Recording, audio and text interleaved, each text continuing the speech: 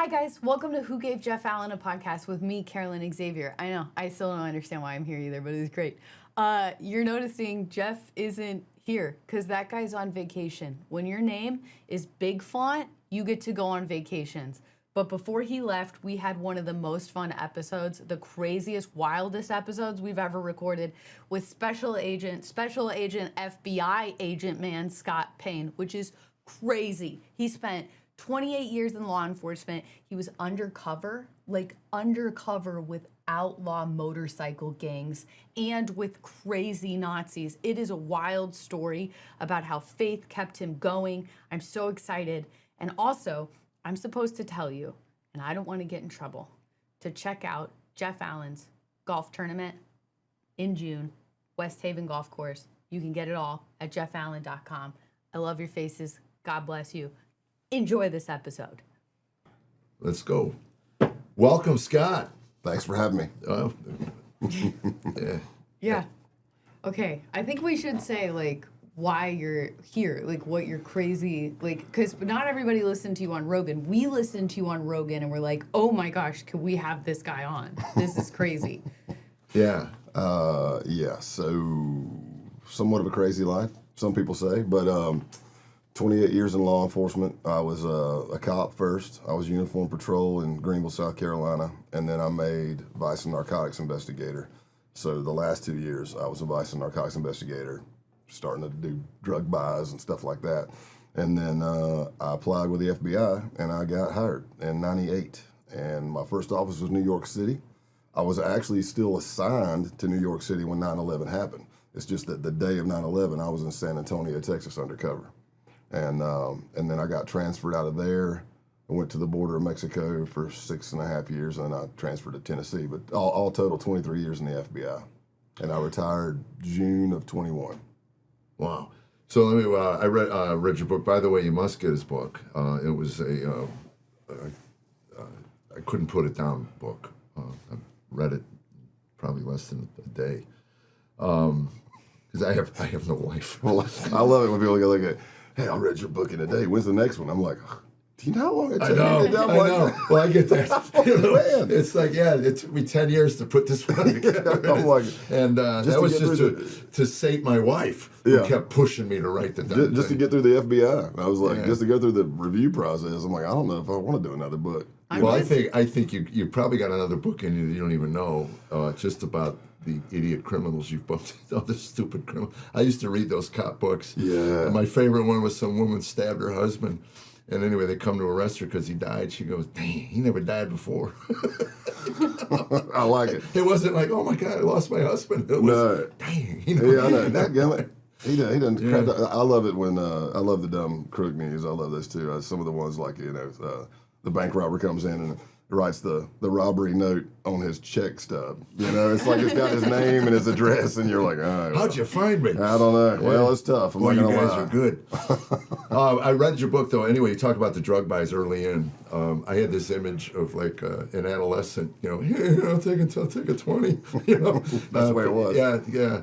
So not something you had done prior to doing it. So no, I mean, did they train you to buy drugs, or did they put you through an acting class? Well, you get at the state level. I went to the Criminal Justice Academy and got certified in undercover techniques. So yeah, that prepares you a little bit. It's just a 1-week school, but they're doing what they could.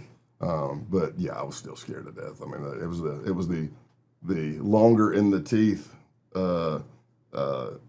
narcotics officers who were training me, and I mean, I got the nickname. Clearly, I wasn't that great because I got the nickname Little Bus, which is offensive these days. But I mean, it was offensive to me then too. But we're talking. It's only because you have licking the windows in the squad car. Yeah, it's because I was actually on the bus. Yeah.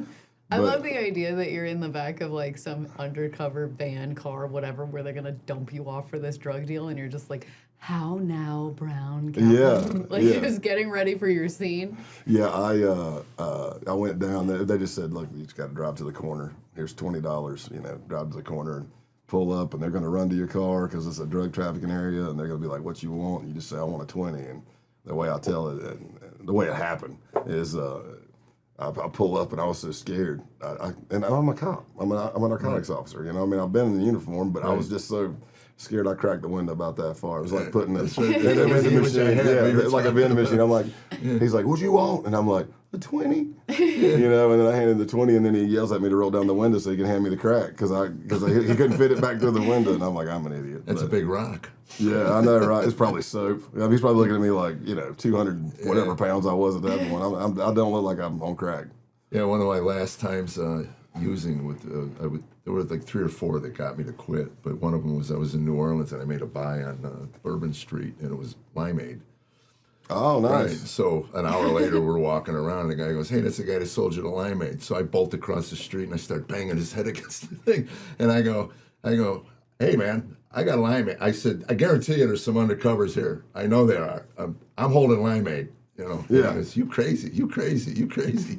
Well, in the law enforcement world, though, at least all the times I was working it, even if it doesn't matter if it's fake. If they're representing that that's crack or cocaine or whatever they're selling you, they can still get charged with it. Oh, really? Yeah, still get charged. Because, I mean, I've been sold slivers Junk? of soap. Yeah, junk. And you're like, wow, but they represented that it was crack cocaine, so they still got charged.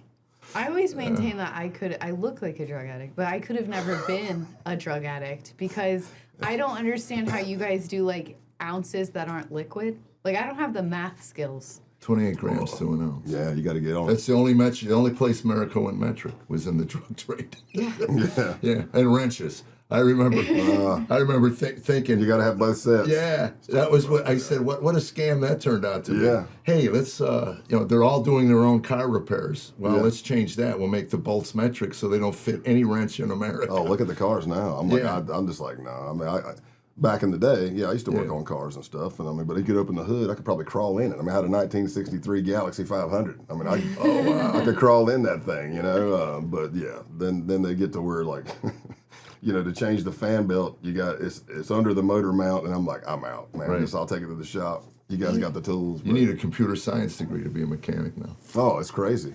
Yeah. What is the age of your youngest child? 20. 20. Okay, so you both have adult children. I am reliving for the first time the beauty of the first car because my son's 15. And I was a huge, like my cousin Vinny, car nerd when I was a kid. And so to like because for now it's like you're at this age where it's just a tool to get you from point A to point B.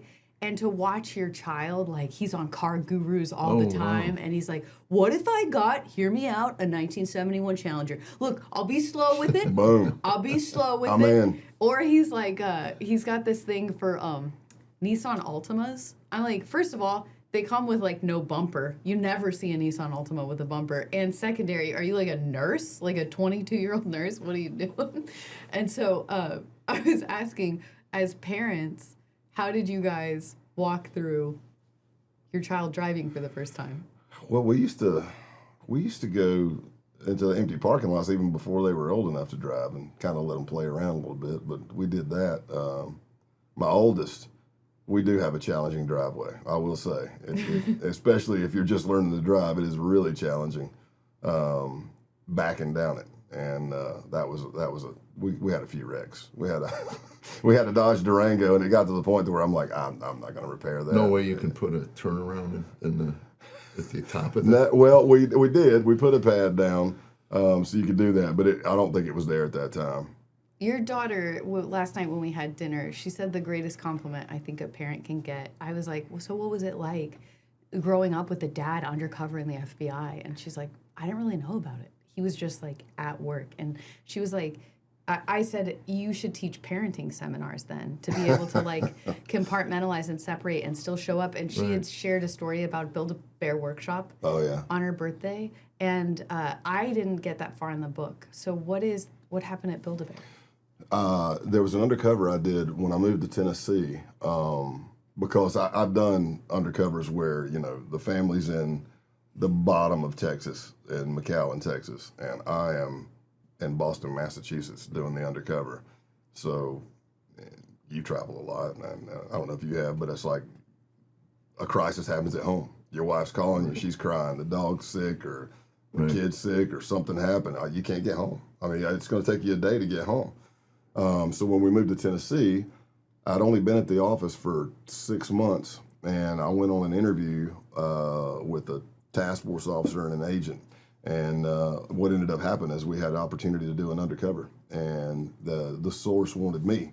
And we tried to introduce other undercovers, and I'm thinking, man, it's really close to home. It's a county or two away. Oh, I do remember reading. It's a when you were afraid you could be recognized on the street, so at church or something. Right, it's a county or two away, but I'm thinking, man, I've only been here 6 months. I have, almost zero exposure as a law enforcement officer. Because when I got there, you're kind of you're meeting people. You might went on an interview or something, but nothing major.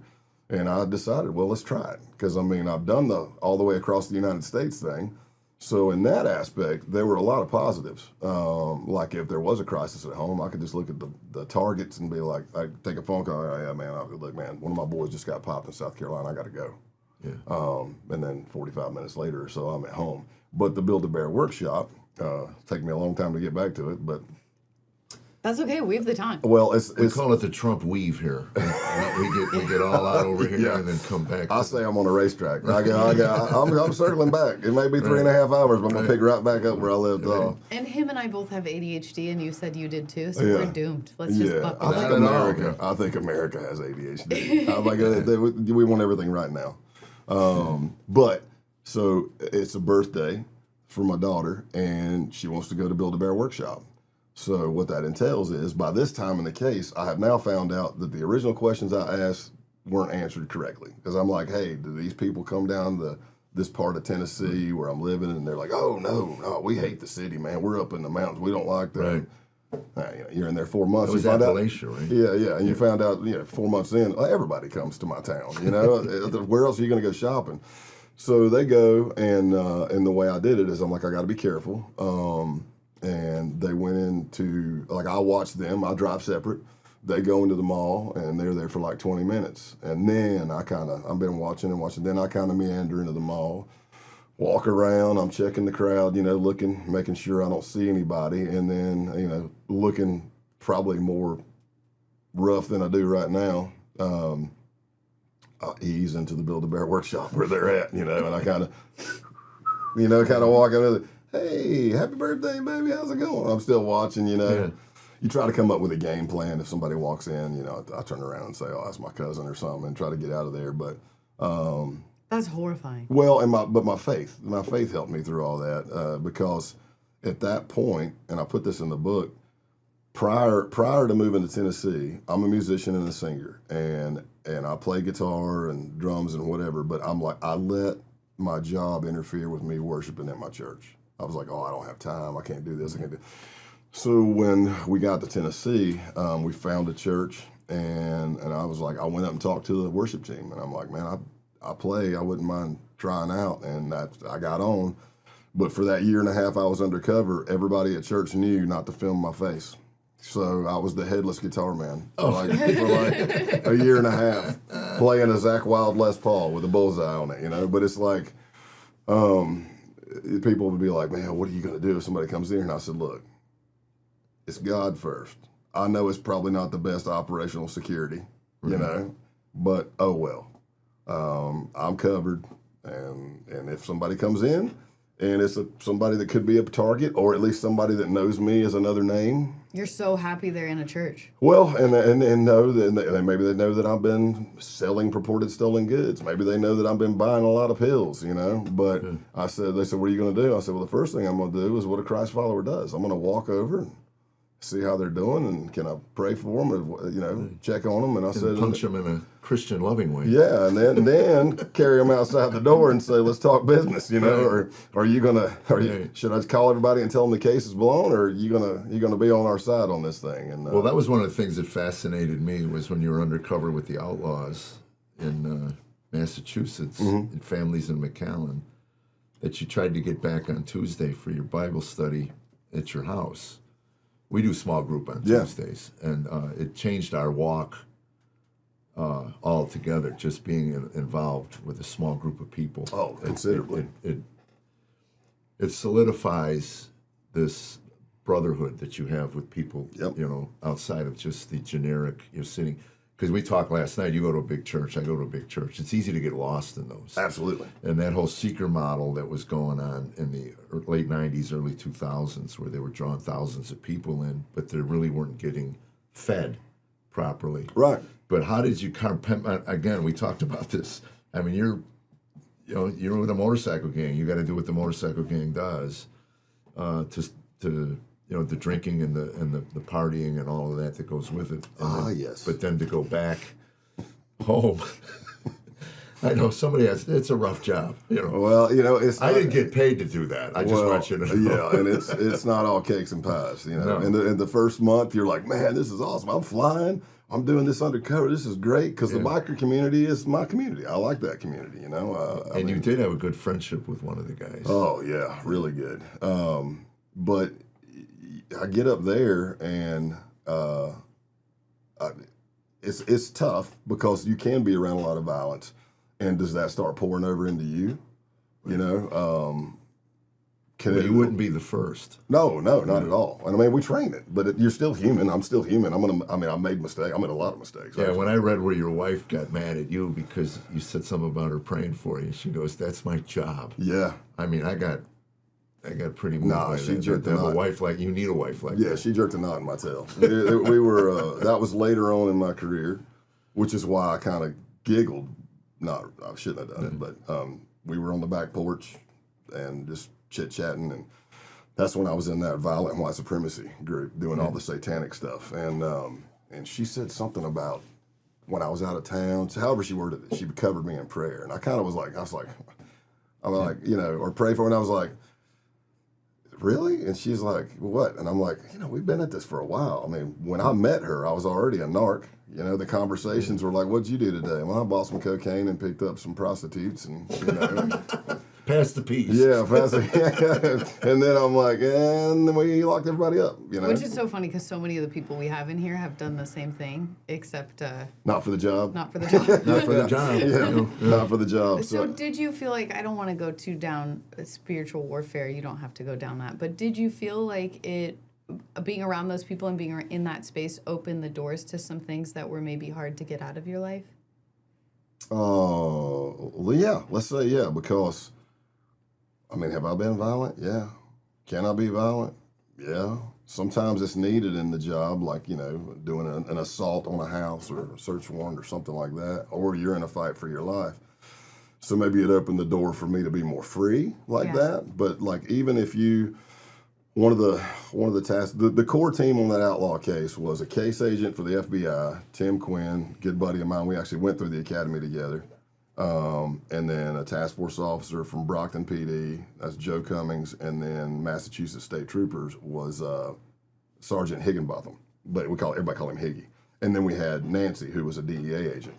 And we there's another podcast but it plays like a documentary. CBC, Canadian Broadcasting, did it, and they actually interview Higgy. And Higgy, he called me before, and he's like, "Hey man, is there something I can say or not say?" I said, "Tell him whatever tell him." I said, "I'm curious to see your side. I know what I saw. I know my side." And it's really surreal and humbling to hear him tell his story about how he was seeing me becoming more violent. He was seeing me starting to become more like them. And I may have a rebuttal and say, it's not that I was becoming more like them. I was just opening up, things to be bad, I guess. But he saw that, and we talk about that, and that's crazy.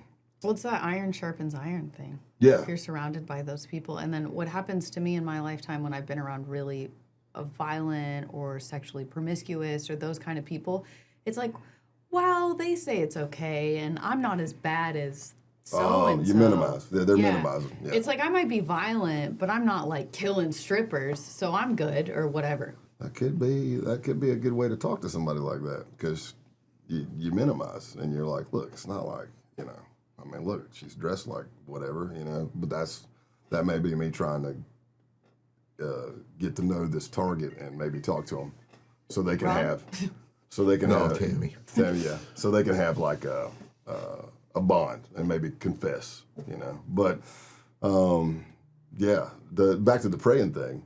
So she tells me she's covering me, and I'm like, I kind of giggle because I'm like, man, we've been doing this for, I don't know, 20 plus years. I'm like, I'm not an idiot, you know. You don't have to. Man, she cut me off. I know. Yeah, she cut me off, and she's like, let me tell you something. And I was like, I was like, she's like, I'm your wife. And it's my job to cover you. And when you're out there on these undercovers, I'm covering you in prayer. And I was like, I am so sorry. Thank you so much. Well, that said so much about her and so much about the two of you together. Because the question, we were talking off air about, guys that are in their fifth marriages. Yeah. It's not an easy job. What I do as a comedian, I've said 1,000 times to people, not every couple can live the life that we live. Where one spouse is gone months, a year. You're gone half the year or whatever. It takes a person who's very comfortable being alone, and not everybody is like that. But it also takes, I think, we would have never made it without our faith at all. Yeah, because it's just that bonding of praying together is probably the most intimate you can get with your spouse. It is, and it's tough for me.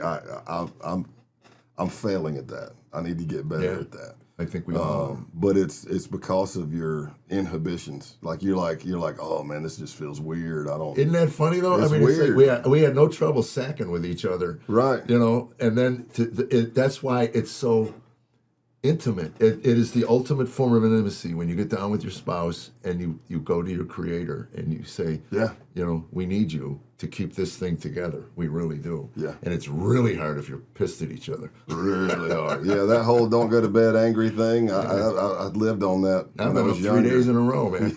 I know. As you get older, I'm like, that's a lot harder than, it's a great plan, but sometimes it's hard, Looks good on paper. Yeah, I know. But, she's a saint, man. And if you hear her talk, it was kind of during that Outlaw thing, I think is when it really happened, because she would be worried to death and be like, she was probably picturing way worse things. How often were you talking when you were undercover? I'd call her every day. Oh, every day? Yeah. Okay. When I'd finish at night. So then those days that you missed the call probably freaked her out. Oh, yeah. Yeah, absolutely. There was actually one, I can't remember how, it was a crazy thing. I was with that violent white supremacy group, and I guess the cell coverage. I remember she's trying to reach out because I had her a burner phone so she could contact my undercover phone if she needed me. And it was sometimes it's tough. But what she says is she was worried to death, and she would get this anxious energy, and she would always move furniture.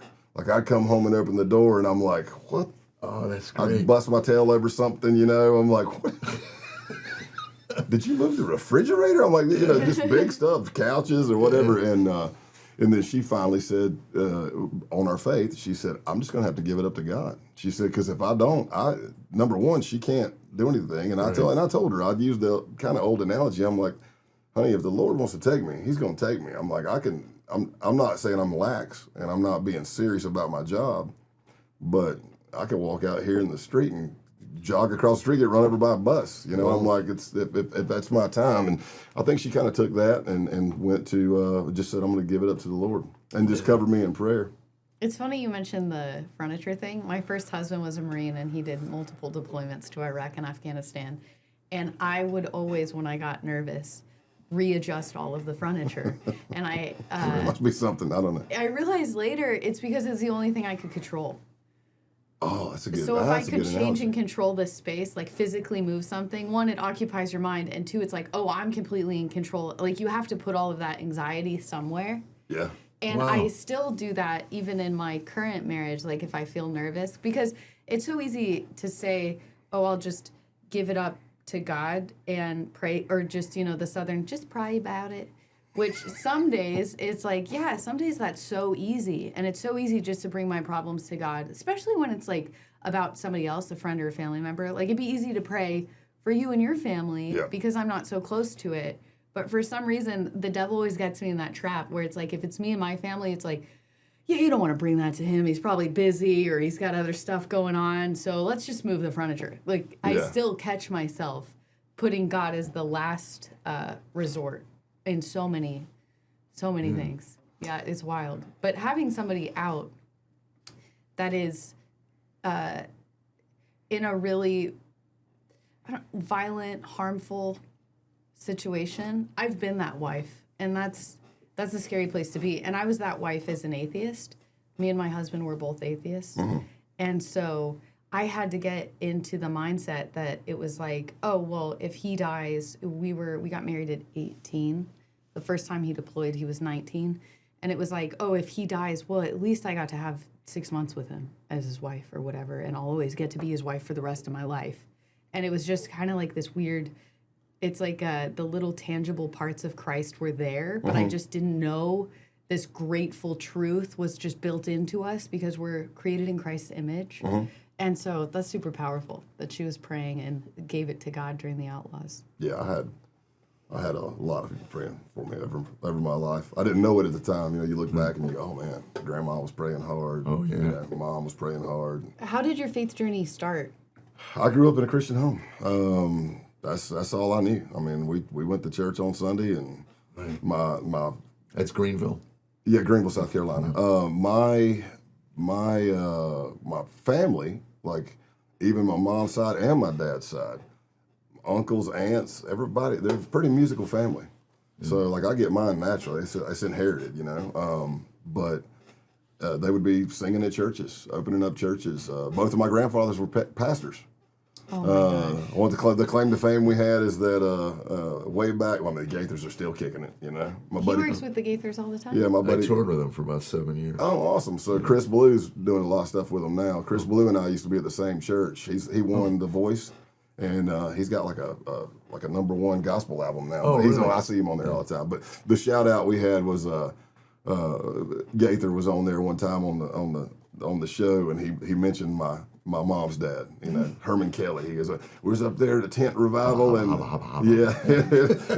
and Marietta, South Carolina or something, you know, and it was like, oh yeah, that's my grandpa, you know. So was it, I always picture these like little backwoods, adorable Baptist church. Was it kind of that hymnal, or was it Church of Christ? No, it was Southern Baptist hymnal. I mean, you know, when you I love that. you're bringing me back because it's like, you know, you're singing Amazing Grace. Amazing Grace. And you're, how sweet. And you're like, and you didn't know that there was like 15 verses to the song, Right, you know? I know. And after like 3 verses or 4, everybody gets quiet, but the worship leader's like, hey, and you go, oh, okay, we're going back in. We're going to sing this whole thing. Yeah, I like it when you look at those. I've been to some of those, and you look at it, you go, oh God, and then they go, we're just going to sing verse 1, verse 3. That's it. Yeah. And I wanted to go, thank you. Thank you very much. Yeah. But I went to a Christian school my first 7 years, Washington Avenue Baptist School. Yeah.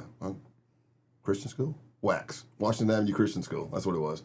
And then I went to public school in 8th grade, and you know I had a lot of peer pressure issues and stuff, and but I kept, you know, all through my life, I may not have been the chalk walkingest.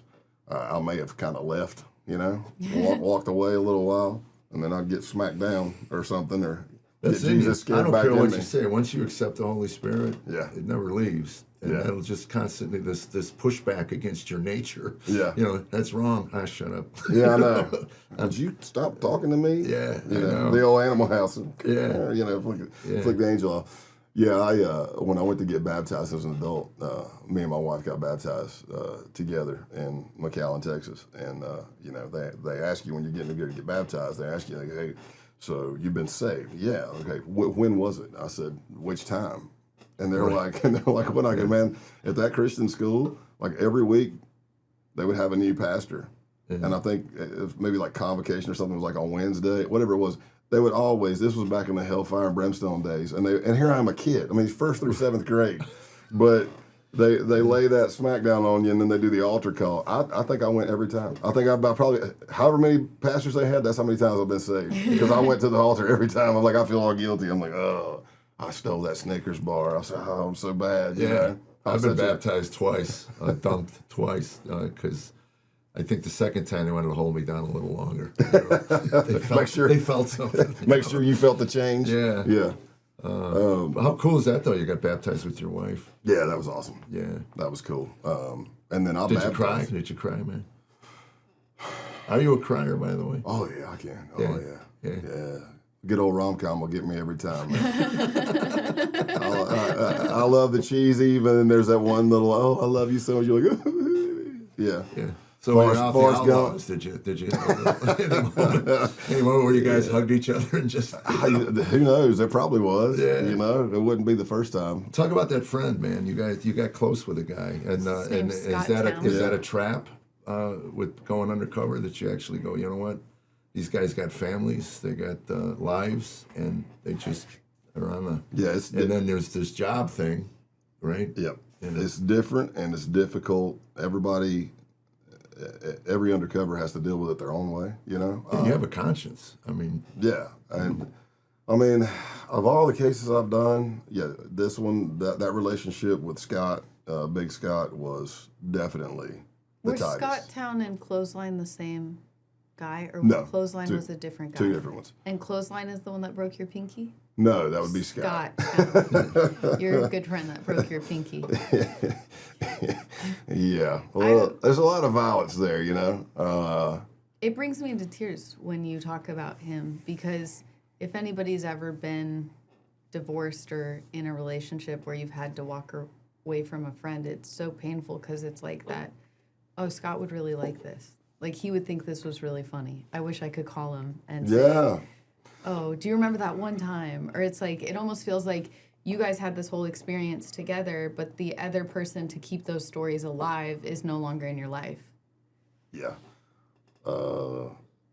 Unless, say, you go on Joe Rogan's podcast and somebody reaches out to you. Scott reached out. Really? I can neither confirm nor deny. That should answer your question.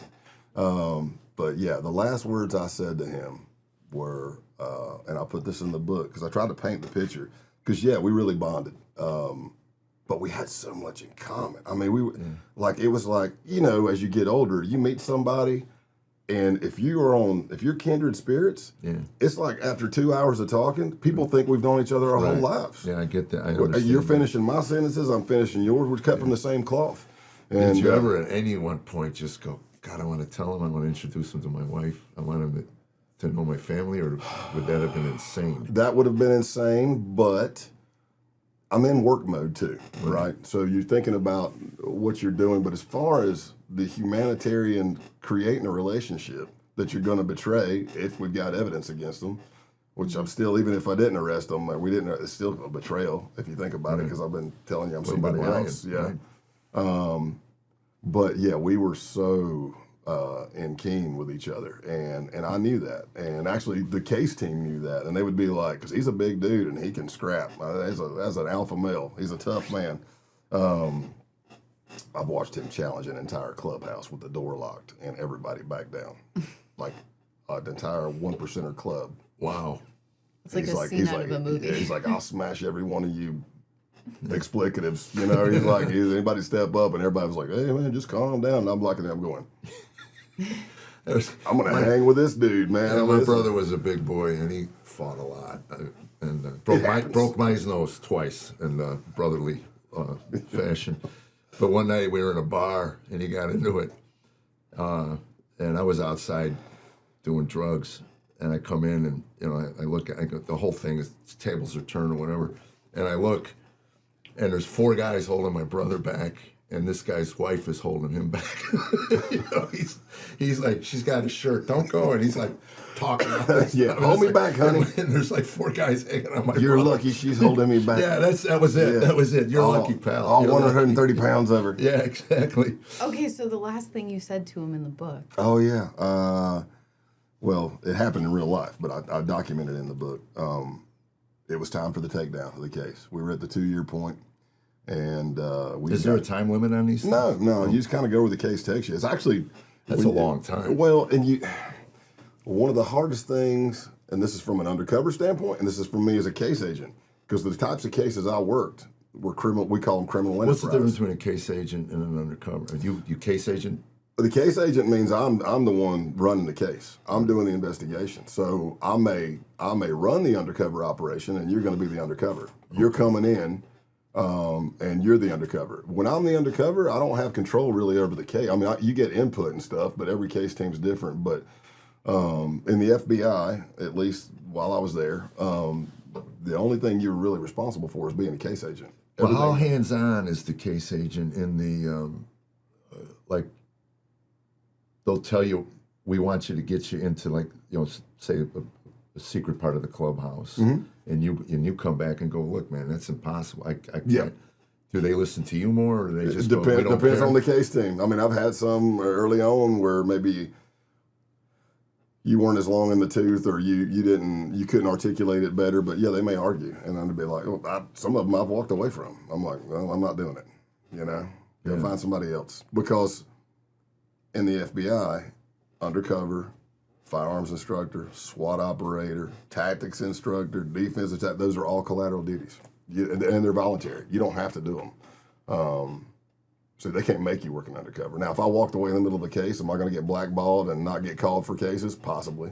Yeah. But it's voluntary. You don't have to do that. You'd only do that for self-preservation, though. Yeah. It's just different. But what I was going to say is, with these criminal enterprise types of cases, they're not like wham, bam, done. Right. And you go where the case takes you. Sometimes, for me, what I've seen, one of the hardest decisions is decide when to close the case. Because as an undercover, you can be like, oh man, let me go back in, because if I can meet this one dude or whatever, we can get further. Or maybe the case team's saying, wow, but we can do. Sometimes it's hard to decide. Kind of like gambling, like, but maybe the jackpot. Yeah, we might hit the big. Yeah, we're there, or are all motorcycle clubs funded by criminal activity, or no? And there's going to be the argument of people who are 1%ers. They're going to be like, well, we just like to ride and we do Toys for Tots runs, and they do. But it kind of goes with the 1%er title, that you're doing something nefarious.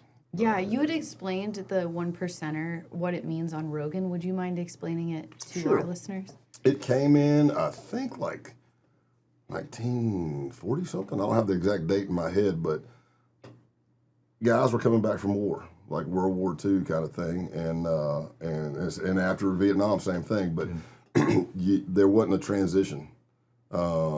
Even though there's really not a great one now, as we were talking before. But you come back from war and you're used to just living this unbelievably crazy, no rule kind of life. Yeah. And now all of a sudden you're back and everybody's like, well, it's time for you to blend back into society and get a 9-to-5 job.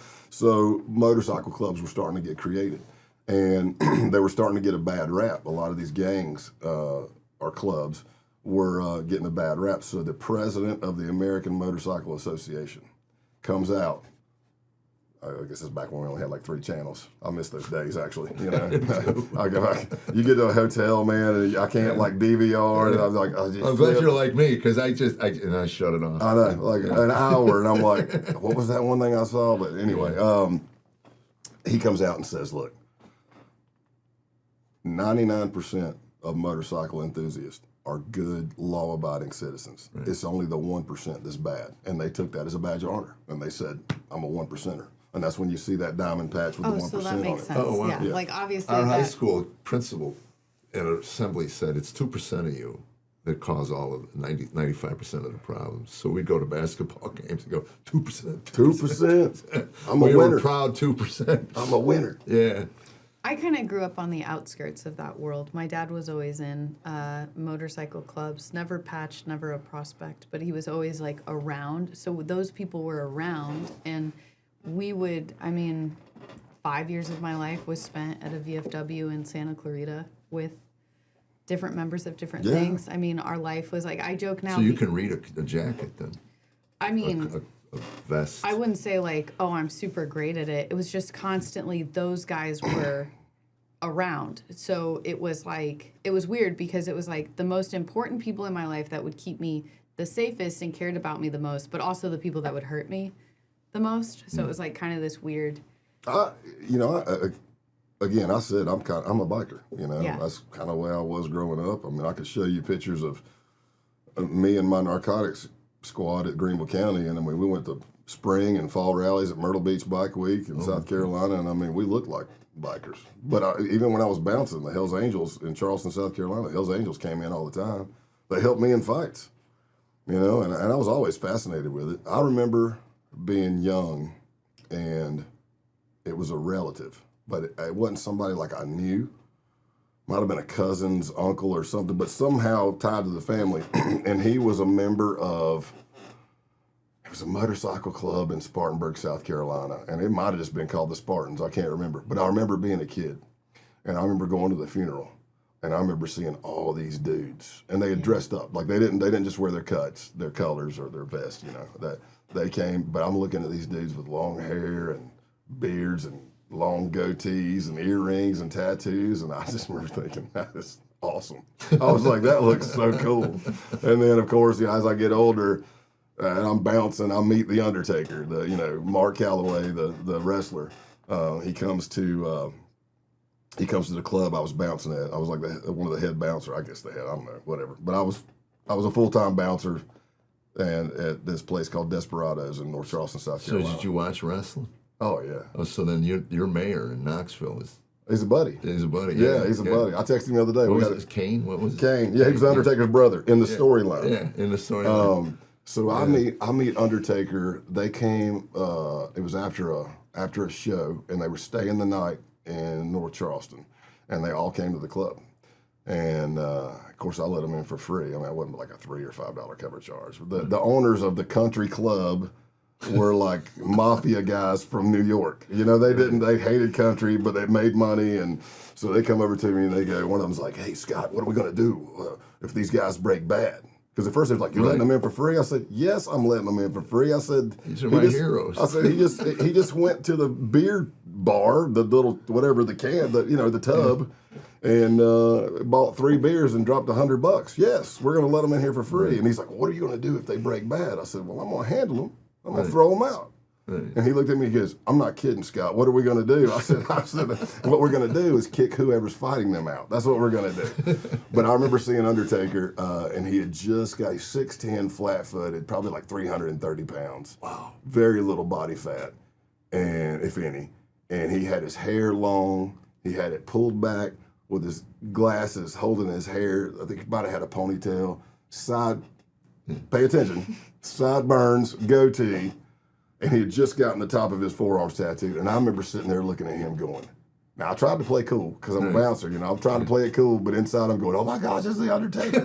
Oh my gosh, this is the WWE. WWF back then. Yeah. I don't want to interrupt your story, but Jeff needs to know. You would be so invested in this match and the lights would go out. And your heart would start. You'd be like, oh, the Undertaker's gonna come out. The lights would go out. You'd hear this bell, bing, and you'd be like, oh my gosh, the Undertaker's here. Probably the best entrance ever of all time. Really? Ever. Just to watch him walk out. There is no better. I mean, I don't remember if it was... I just go back to Dick the Bruiser, who was really kind of slovenly, and it was really till Hulk Hogan did. I remember him being the first guy that was really ripped. Doing it. But we used to do the impersonations of the guys. Chains, whips, polish. We'll bring you. You know. Yeah. Let me tell you something, brother. But I never. The storylines with Kane and the Undertaker. I mean, Kane would come out with flames, but the Undertaker, he would come out. The lights would go down. You'd hear his music. He'd have a black trench coat. Sometimes he'd come out of a coffin. It was. It was. Well, he's the Undertaker. I mean, he's the Undertaker. So this was funny. So they're at the strip club. No, this wasn't. This was a legit country club. I mean, it was a country bar, the largest dance floor in South Carolina at that time. It had a sliding wall that would open up to the South Carolina whatever. Did you ever have to throw them out, or? No, I did throw some people out though. Yeah, tried to pick a fight with Bam Bam Bigelow. He's like 400 pounds and can do a cartwheel, and I'm like. He's got tattooed from New Jersey. He's got his head's tatted in this one. That one would go viral. I want to see a 400-pound guy do it. He's may he rest in peace. He's gone now. But yeah, 400 pounds. Tough to carry that around. Man, he'd do flips and everything, but missing teeth and all tatted up, head tatted, and one of the locals started. He's one of the wrestling's fake. I could kick your tail, and I'm like, oh, here we go, liquid stupidity, man. Have another drink, you know. What we'll have to show Jeff after this is like, was it 98 Hell in the Cell where Mankind and Undertaker on? I don't know the year, but that's an infamous one. That was. We'll have to show you that. That's like, oh yeah. I get this. Is why I want you around me. You're just so. you're introducing me to more art. And it is I art. missed all that. Wrestling in the 90s was a special thing that we got to experience. Yeah, I know, right? The attitude era. Yeah. And then the Monday Night Wars. Kids getting in trouble for doing that. The DX. Yeah, I know, yeah. So I did, so I remember seeing Taker, and I remember like, man. So I already told you the biker thing, and then I saw that. And then now fast forward, was I retired yet? I don't think I was retired yet.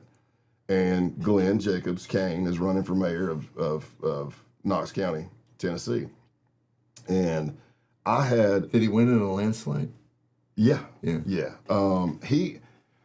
And it's not some Jesse the Body Ventura thing. I mean, this dude is brilliant. He is very smart. And he's huge. Yeah, I've seen him on Gutfeld. Very impressive. Yeah, he's so he's raising money, doing this campaign thing, and Taker comes. And this is before Undertaker retired, and Undertaker really didn't do the whole go out, and he was always just keeping it. Once he's retired, he started doing shows, and he's got his own podcast and stuff. But anyway, I had been in and around wrestling for years and years. I had friends who were in security. I had friends who were wrestlers. We've been blessed. My girls got to pretty much grow up backstage. We'd be backstage, and I started seeing Glenn, and I met his wife, and his wife was like, "Do you have a business card?" And I didn't. And then ever since that day, I had a business card in my wallet. But I ended up meeting him, and then we became friends, and he even came to my retirement party and declared my retirement day Scott Payne Day in Knox County. But Taker's there, so my girls are there. And we stand in line, and we get our signatures and pictures, and then they say, "Hey, are you coming to the private thing afterwards?" I said, "I didn't know there was one." And they're like, "Hey, it's over here." So, and of course, when that happens, I call my wife and say, "Hey, the girls are going to be late to school tomorrow because we got a chance to go hang out with the WWE tonight. It's going to be a minute, you know?" So my youngest daughter, who you met, goes up and taps the Undertaker on the back. We did kind of have the same clothes on, but I'm 6'4". I'm not 6'10", you know.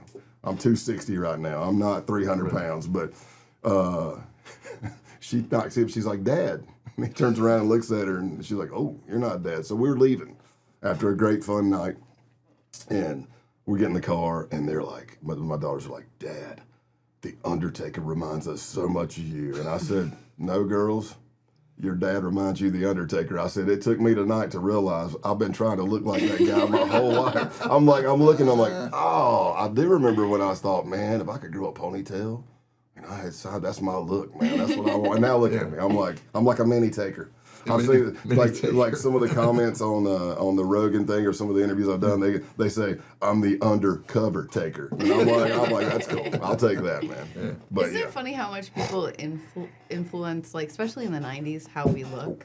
Yeah. Like for me, it was early on. It was Sporty Spice because pop was so big, and so I always wanted to be like a sporty kind of girl. And then later on, it was. Do you remember?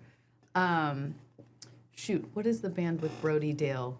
She was married, oh my gosh, the Distillers. Do you remember them? They were a punk band.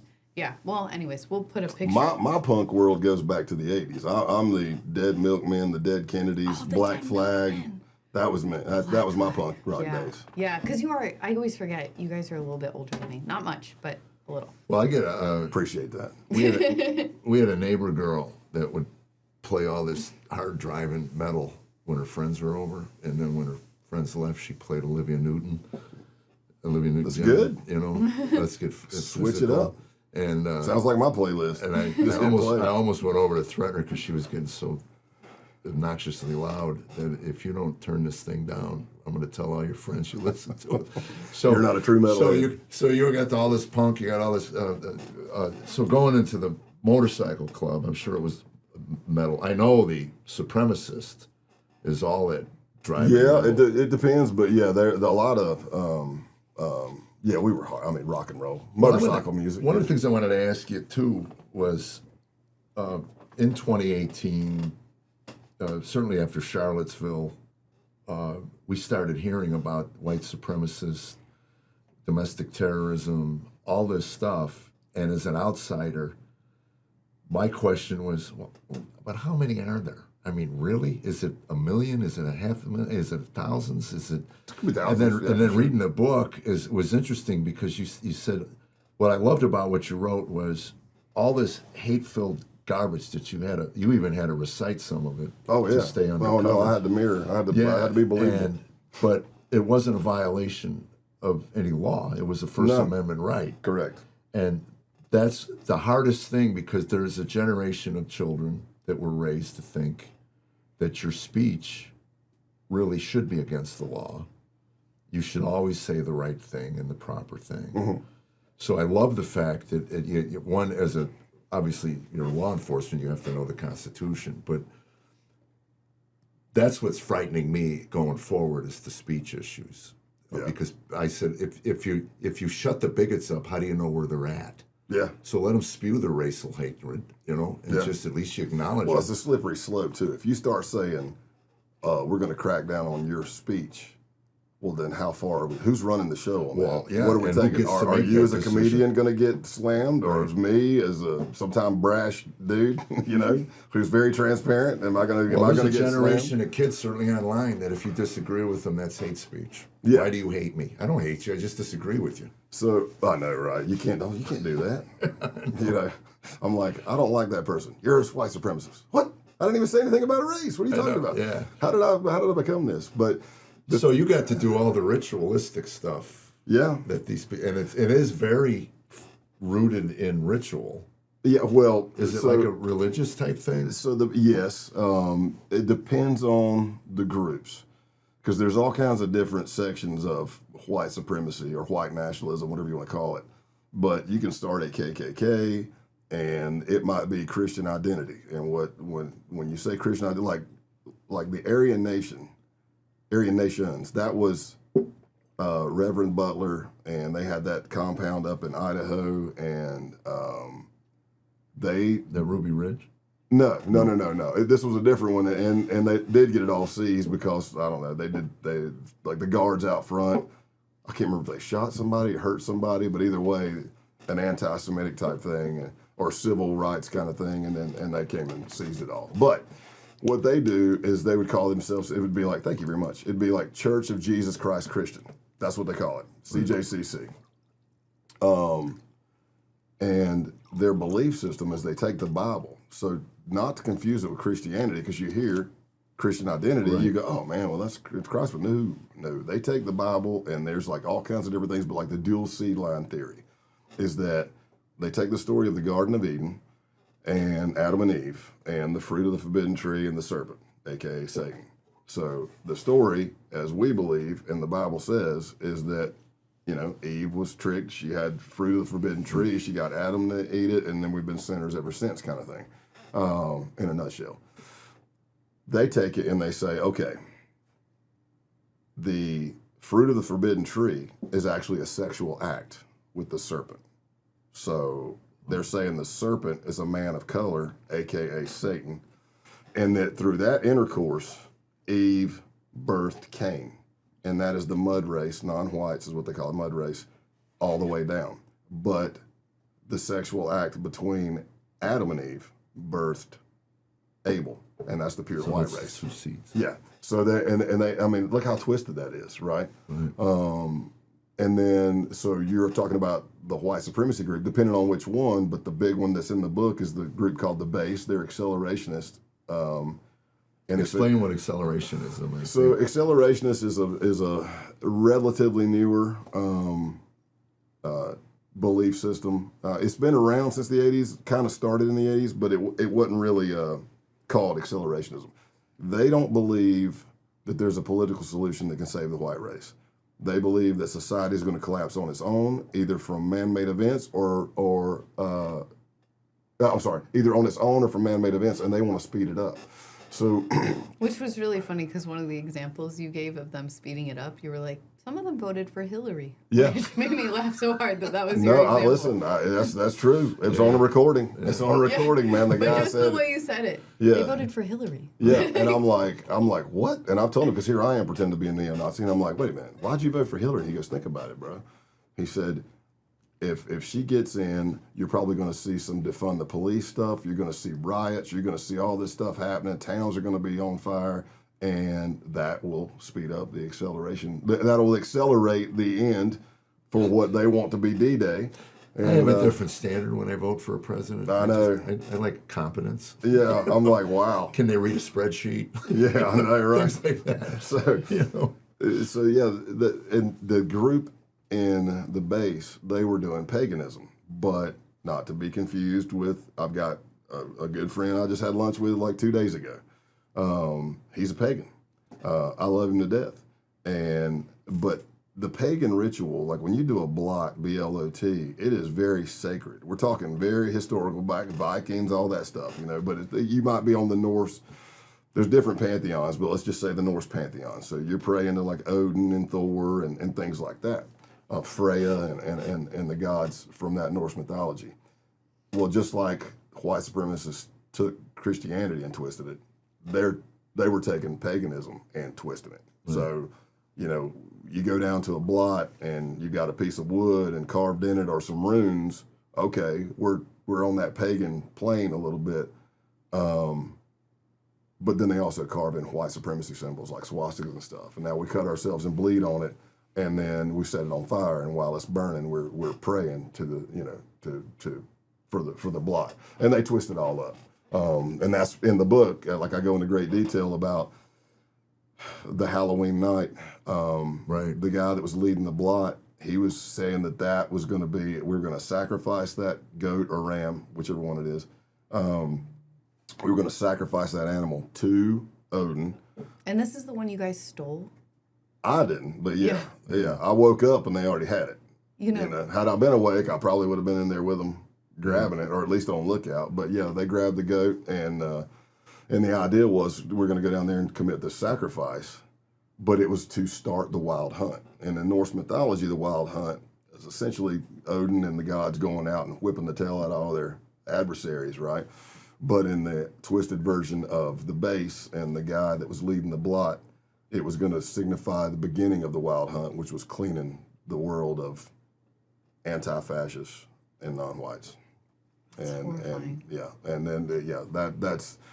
in the book, very detailed, but it's like, we went down there to the holy spot, air quotes, holy spot. And this was Rome, Georgia? Yeah, Rome, Georgia. We went down and... when I think holy, do I think Rome, Georgia? I mean, am I right? yeah. Well, I get down, we down in the woods. Go dogs, man. Red. But we're down in the woods and sacrificed the goat, and then they cut his throat, filled a glass with blood, went around the circle, and some people were doing acid, and then they would chase the tab of acid. That's supposed to help you with your shaman experience. Yeah. You're entering the spirit world, but basically they were just high, and then we drank the blood, and I even drank the blood of the goat. And then we kind of ate it. They wanted to cook it. I've had some gamey stuff in my lifetime. My time on this planet, I've had some very gamey things.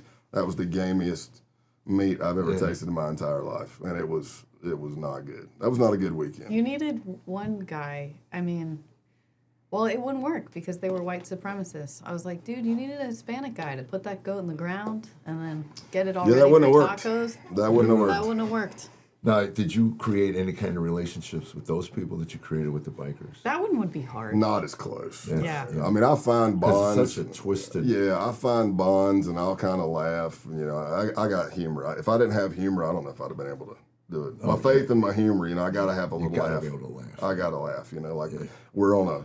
The more twisted it is, the harder it makes me laugh. We're on a ruck. I know we're on a ruck. I know I got a dark sense of humor, so we're on a ruck. Hiking, and I think we're like 5 hours in or something, and over a mountain, and we stopped and take a break, drink water, whatever, rehydrate, and we're talking about neo-Nazi and how it's going to be, and how when D-Day happens, it's what they call the Boogaloo. We're going to have our own ethno-state. It always ends with it. Doesn't matter what extremism belief you've got. You got radical jihad, it ends with a caliphate. You got white supremacists, it ends with this. You got far left, it is. Yeah, and it's going to be perfect. Because clearly, if everybody's white, that'll fix everything. Right. I'm like, yeah. All right, how do you keep a straight face? I know. So that's what I did. Get caught rolling your eyes. Oh I know. I crack a joke. Here I thought I was at the pinnacle of stupidity, and then you crossed that. Just when I was a Dumb and Dumber, just when I thought you couldn't do anything more stupid, you go and do something like this and totally redeem yourself. But when I I was asked a him. kid, I had that mini bike. Yeah. My dad worked for the 50 studio, miles to the gallon. and I had it. Yeah. So I asked him. We were all talking about, this is what I'm going to be. This is what we were like, hey, so we're neo-Nazis. Yeah, so we want D-Day. Yeah, we want Boogaloo. We want our ethno-state. Yeah, and I go, well, who's going to be Hitler? Because everybody, that's what they want. They want Hitler's Germany. Right. And I go, well, who's going to be Hitler? And everybody kind of looks like, well, we hadn't thought about that. I go, well, there'll only be one. We're going to fight it out. What are we going to do? You know, just my way of messing with them. Now they start looking around, going, I could take him, I could take that him. Yeah, it's we're all the, how many women are in this? In the whites, in the base, none. No. I mean, one of the main targets, that was his dad's property in Rome, Georgia. He had a sister, and she was cool. She wasn't a white supremacist that I knew of. But she was, I kind of made it as a joke, but I was being serious. I'm like, look, man, if the Boogaloo happens, I'm going with her. Because she woke up this morning before any of us, and she's already got 2 deer killed and skinned, and they're already, I'm like, y'all couldn't even kill a goat right, you know? And she made fun of them. She goes, do you need me to help? And I started laughing. I go, yeah, well, we could have used you last night. Yeah. I mean, the first thing they did was cut the back legs off, and then what are you going to hang it by? I mean, I'm like, that's what you hang it by. You just, we're screwed there. What do you want to do now? You know, I'm not a bright guy, but I'm saying. I would have left the legs. And then the knife they had didn't work, and I had my custom Harley-Davidson knife with me, so they used it to cut the gut. I'm gonna tell you, it took a while to get the intestines and stuff off of that thing once it dried. And then we carried the head around. They named the goat Gar, for short for Garfield, which was the middle name of the guy leading the blot, is also the name of his grandfather. So yeah, we carried around Gar's head. Could you imagine if he became Hitler and everybody was under Garfield? That's a sad name. Yeah. Well, you listen to a lot of their belief system, and it all ends up where they want stuff for free. You're like, well, that's it. Yeah, I mean, it's like, so you start at the top of the clock, and you got extreme left and you got extreme right, and just say this is socialist, and you do. Is that me? Did I do that? No. That was weird noise. It was Garfield. I know, right? It was the spirit. Yeah. Sorry, Odin. Or little baby Thor laying in the manger with your hammer. But you start here, and you're socialist, or to say you're a left socialist, and then say you're a right extremist. It ends in the same spot. You want stuff for free, and it's like, come on, man. But when we're in charge, it's utopia. Yeah, and with the women, so that was a point I kind of brought out because I told them I was married. I never had to bring a female undercover with me on that case, but I told them one time, I'm like, one guy had a girlfriend, another guy was divorced, but nobody other than Helter Skelter had a girl except for me. And I asked him one time, we're sitting around, and I'm like, we've always talked about D-Day and we train and how to live off the land and all this stuff. I never hear you guys talking about procreation. I mean, if we're going to secure the white race, I don't see any women. And I go, I've got one, but I'm not sharing. I was like, so what? You got any plans? And they without even blinking an eye, they go, oh yeah, we're going to rape the women. And I was like, oh boy, one more. Gosh. I said, okay. Wow. I'm like. And I just kind of, my sense of humor, I started like, you're going to rape them? Yeah, we're just going, whatever woman we want, we're just going to rape them. That'll be a good white ethno state. And I started kind of giggling, and I said, they said, what's so funny? I said, you guys don't have a lot of experience with women, do you? And they're like, well, what do you mean? And I looked at the guy who's got a girlfriend, Helter Skelter, and I'm like, well, it might work for a little while, but at some point, you're going to have to go to sleep. You got to go to sleep, right? Yeah. And I said, you're probably going to wake up missing some parts you went to bed with. Yeah. A little Bobbit action, I was going to say, this the name Lorena Bobbitt. Yeah, I know, right? Something smacks on your windshield, what is that? Yeah, that was that guy's private part. I heard a great quote once that said, there's nothing more dangerous to a culture than a large swath of bored young men. and these That's a good people point. sound like bored young men. Yeah, a lot of the things I saw, again, in this accelerationist movement, it's kind of weird because they go off of, they call it siege culture. So there's a book called Siege, don't go buy it. It is written by James Mason, lifetime. By the way, telling an American citizen don't do something, I know. Now you they're just gonna do sold it. I know. Now, 2,000 books. I know, right? Don't buy it. I know. I didn't want it till you told me I couldn't have it, Yeah, right? And now exactly. you're like, well, now that's all I think about. But I don't think you can buy it. I think you're probably going to get flagged if you do buy it. How about that? Well, that's it. Yeah, yeah. You'll be you can't on the go list. get Red Turner Diaries at Barnes & Noble anymore, without getting flagged. So it's written by James Mason, pretty much lifetime white supremacist. And he created Atomwaffen. So you see a lot of young guys, and his book is basically a lot of articles put together where he's done interviews, but he idolizes like Charles Manson and Hitler and all these crazy things. But it kind of gets into that accelerationist culture, which is you're not, number one, they don't like the left or the right as far as politics go. Right. They don't want they hate the government. You're not going to see them like a Charlottesville walking down the street with signs and they believe that's a waste of time and it makes you a mark. They're talking about guerrilla warfare tactics, which would be like just to create chaos, take down a power grid, derail a train, things like that, start killing lefties, and that's what they're kind of looking at. So he had that, and then the base had that same ideology. But they'll talk to you like siege culture, or they'll say like, when was your red pill moment? So they use the Matrix, that whole scene where Everybody's using the Matrix. well, but just like it's Neo, and if he takes the blue pill, he'll stay oblivious to everything. Mm-hmm. So like you would be in this culture with these white supremacists, and they'll be like, oh, so and so, oh my mom's blue pilled, or my dad's blue pilled, which means they're not fascist. Right. But what your red pill moment was, you need to know. That's like being saved. So and that's part of your baptized. legend you put together. Yeah, it's like you got to be like, what was your red pill moment? I used real things that I saw happen when I was growing up. I got jumped by 8 black guys in 8th grade. I was only fighting one of them. So I took that and then applied it to the story and just made it, like it was more deeply concerning to me. Or like I saw my mother, who was a very well-built, good-looking woman, when I was a little kid, being accosted by African Americans at a gas station, and they're grabbing her butt, and they're doing all these things, and I was too little to do anything.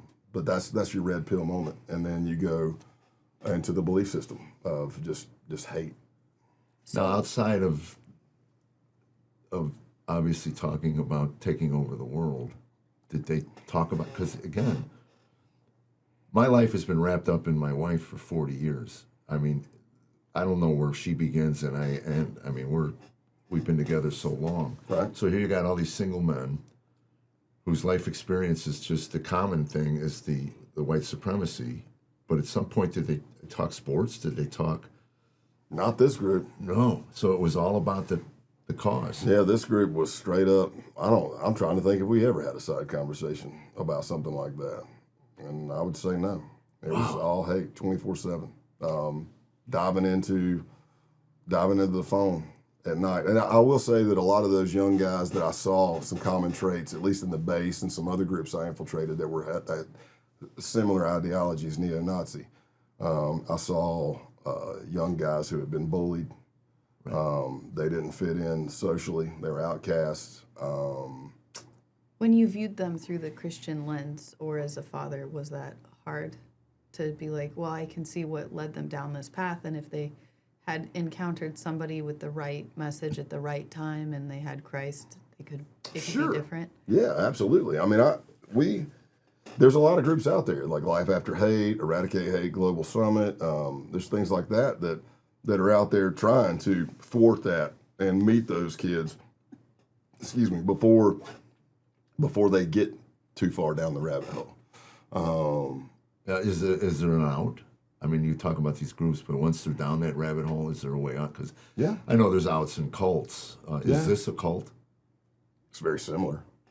Yeah. It's very similar. I mean, look at how the cults recruited people. They try to find somebody from a broken home. Right. Now you're part of the family. Same thing in the gang. Hey, now you're the brotherhood. this is your family now. These people love me. Yeah. You go to jail. You go to jail for the club. We're going to put money on your books. We're going to take care of your wife and kids because you're doing a stint for the club. Usually doesn't happen. You're sitting in jail. They're sitting in jail. Now, where gangs actually require you almost immediately to go out and pop somebody to get to do something. To do something. Yeah. Now, they weren't violating it. That's the one thing you mentioned was they were within their First Amendment rights. They hadn't crossed the line yet. I'm trying to think. Are you allowed to push them? No, because that would be getting to the entrapment issue, and that's usually everybody's argument when it comes to undercover. They're like, "Oh, it's total entrapment." Well, that should be Undercover 101. That should be one of the first things you learn in law enforcement, especially if you're doing undercover work. Yeah, I can't lead you, Right. But when you meet me and they go, "Where are you from?" and I go, "McAllen, Texas. It's on the border." And the next sentence out of your mouth is, "How much can you get a kilo of cocaine for?" I'm pretty sure you started that predication. Right. I didn't come up and go, "Hey, you know how much I can get a kilo for? Right. You know how much money you can make?" No, that'd be so. You don't push them. That would be wrong because then you would be running the show, right? Well, I like the fact that the outlaws, the guys you put in jail, actually respected you. Not all of them. Not all of them. I mean, some of them. Since one of them blasted me, he trolled me on Instagram for like 4 days until I blocked him. They were pretty funny. It was actually one of the guys that was there when I got stripped in the basement. I was going to ask you if because he was one of them. But I could actually see him. Like I'm like the stuff he was putting. Like if you opened up his Instagram, it says his title 1%er. Like it just say Scott 1%er. And it says F you. He's spelled out. But it's like F you Scott Payne, you big B. And I'm like, well, that's funny. Because I can see him laughing typing it. But he already did his time and got out. But tell the story about going out. You get called to this room that the door was locked and you never knew what was in there. You've been in the clubhouse for numerous times, and all of a sudden, and you're wired. Yeah, I'm wired to the hill. We're at 1.5 years in the investigation. We've gotten a lot of stuff. I mean, the case team's working their tail off too. They're running wiretaps. We're developing. They are. I mean, as an undercover, I'm developing too. But we're trying to gather evidence of criminal activity, and they were doing a lot. But now we were at a point at the 1.5 years in the case that I could say I used to be in the dope game, and that I was kind of going off of their requests, and we came up with an idea to use, it would be a drug deal where one drug group is passing off the drugs to another drug group, but they're going to help protect it and make sure nothing gets ripped and help unload it and move it to the other truck. And that was an end for them that they wanted, so they could kind of get a new pipeline for a revenue stream. Yeah, a new revenue. Because I mean, for the listeners that don't know, I mean, if you're a drug dealer, you want to get the most pure drug you can get for the cheapest price you can get, because then you can make more money. Right. You can step on it, stomp it, whatever, and do that. So that was an opportunity for them. So we're at the 1.5 year point, and I go to the clubhouse, and like you said, there was one door that I'd never been in, even though how many times I've been in it, I mean, a ton. And Clothesline, who was like my first, in that 2 years, I would say my tightest relationship, my tightest relationship was Big Scott. And I know we've all got a little ADHD. We'll circle back to my last words to him. But, I wasn't going to let you leave without it. I love the fact that you're 260 pounds, 6'4", and you're Little Scott. Right, yeah, I know, right? Yeah. Part of age. Big Scott, yeah, I know. Little Scott. So I used to keep them separate. I used to be big country. Now I'm like medium. I'm like little country. So we're still gathering evidence, and the U.S. Attorney's Office is like, "Hey, man, are they talking about this in the clubhouse?" I'm like, "Yeah." And he goes, "Well, I want to get that on recording because that'll help with asset forfeiture." So prior to this, you were never wired in the clubhouse. No, I've been wired in there. Yeah, because that's what we do. We're getting evidence, and which probably made you feel so much more comfortable going in wired because you'd done it so many times. For 1.5 years, yeah. And I don't want to say I got lax, but I definitely wasn't expecting what happened that night, and I missed the signs to tell me what was happening that should have made me kind of go, something's different. The thing that gave me chills is when you talk about when you replayed the tape and you were making jokes and they were laughing, and when you turned, they went stoned face. Yeah. That's horrifying. See, I didn't see that. My recording device picked that up. So I'm like going there, I'm cracking jokes, drinking a Jack and Coke, and I'm being Scott the country guy, you know, and you know, then they'd be like, ah, ha, ha, ha, laughing, and I'd turn my head, but the recording device still picked it up. But as soon as I turned my head, they'd just go, because they had just had their weekly meeting, and I'm pretty sure that whole weekly meeting was about bringing me in and checking me. I didn't know that. I go in there wired to the hilt. When you go in the clubhouse, at least that clubhouse, you're not allowed to touch the door if you're not a patch member. There's a metal bar across the door. I think it was a steel frame, deadbolts, the whole night. It's a very fortified door. So clothesline is probably my second closest relationship at that point. And he comes up and he goes, hey, I was called Tex. They nicknamed me Tex. I'm from Texas. Not a big stretch there. But they're like, he goes, hey, Tex, you got a minute? And I said, yeah. And as we're walking into this door, then the other guy comes in behind me, and it's a tight stairwell. And it's really more like a crawl. I mean, it's not a basement. I couldn't stand up straight. I could probably touch the walls. Like you couldn't stand up. Yeah, and there was I think there's a room down there too, but I couldn't stand up straight, and I could probably touch the wall on both sides. I saw rope. They brandished their pistols. I knew I was not free to leave. I did not see plastic on the floor. I was looking for that. Oh, yeah. Because that would have been bad. Yeah. You know, some people don't know. They're like, what does that mean? I go, if somebody's walking you onto a thing, or they're telling you to lay out the plastic in this kind of criminal environment, it's not good. Yeah. Go watch a mafia movie, and you'll see what happens. Yeah. That's the blood doesn't get everywhere, and they can just close the plastic, pick you up, and do what they're going to do. But, I went down in there, and, of course, now I'm starting to go, oh, crap. This is not good. And we get down there, and he says, look, there's a lot of stuff. He uses different language. He said, there's a lot of stuff going on, and it's my job to make sure my brothers are okay. He said, I need you to take all your clothes off. No, he said, I want you to write down your full name, address, everything, social, all that stuff, date of birth, and then I need you to take all your clothes off because I'm going to check you for a wire. Did they have like an IT guy to run that whole? They had. I did ask. I didn't know I asked, but again, playing the recording back, however many years I've been teaching the block and watching the thing, I'm like, I do what I would refer to as the distraction technique. So because I'm panicking and I forget my name, I forget my middle name. Right. So I'm panicking and I'm like, oh man, and I'm having this adrenaline dump, and the adrenaline dump is auditory exclusion. Everything slows down like slow motion, and it's going whoosh, whoosh, and you're hearing Scott, hey. Your eyes, time dilation, it clicks. Everything you look is coming in screen grabs, right? And your palms are sweaty, and your hamstrings get rubbery. It feels like it's 30 minutes, and it's probably only 3. But I ask, I'm like, and what else do you need? But of course, I don't sound like this because it was an oh crap moment. I sound like this. I go, what do you need? You know? And they're like, what? I go, my name and what else? And then they yell up to a prospect probate, and then they're like, hey, what do you need for that website? So I'm like, oh, they're just going to run me. So that's cool, but I'm wired. Yeah. Now, had I not been wired, it would have been an embarrassing moment. Naked in front of 2 grown men in a crawl space, you know, or whatever the heck it's called.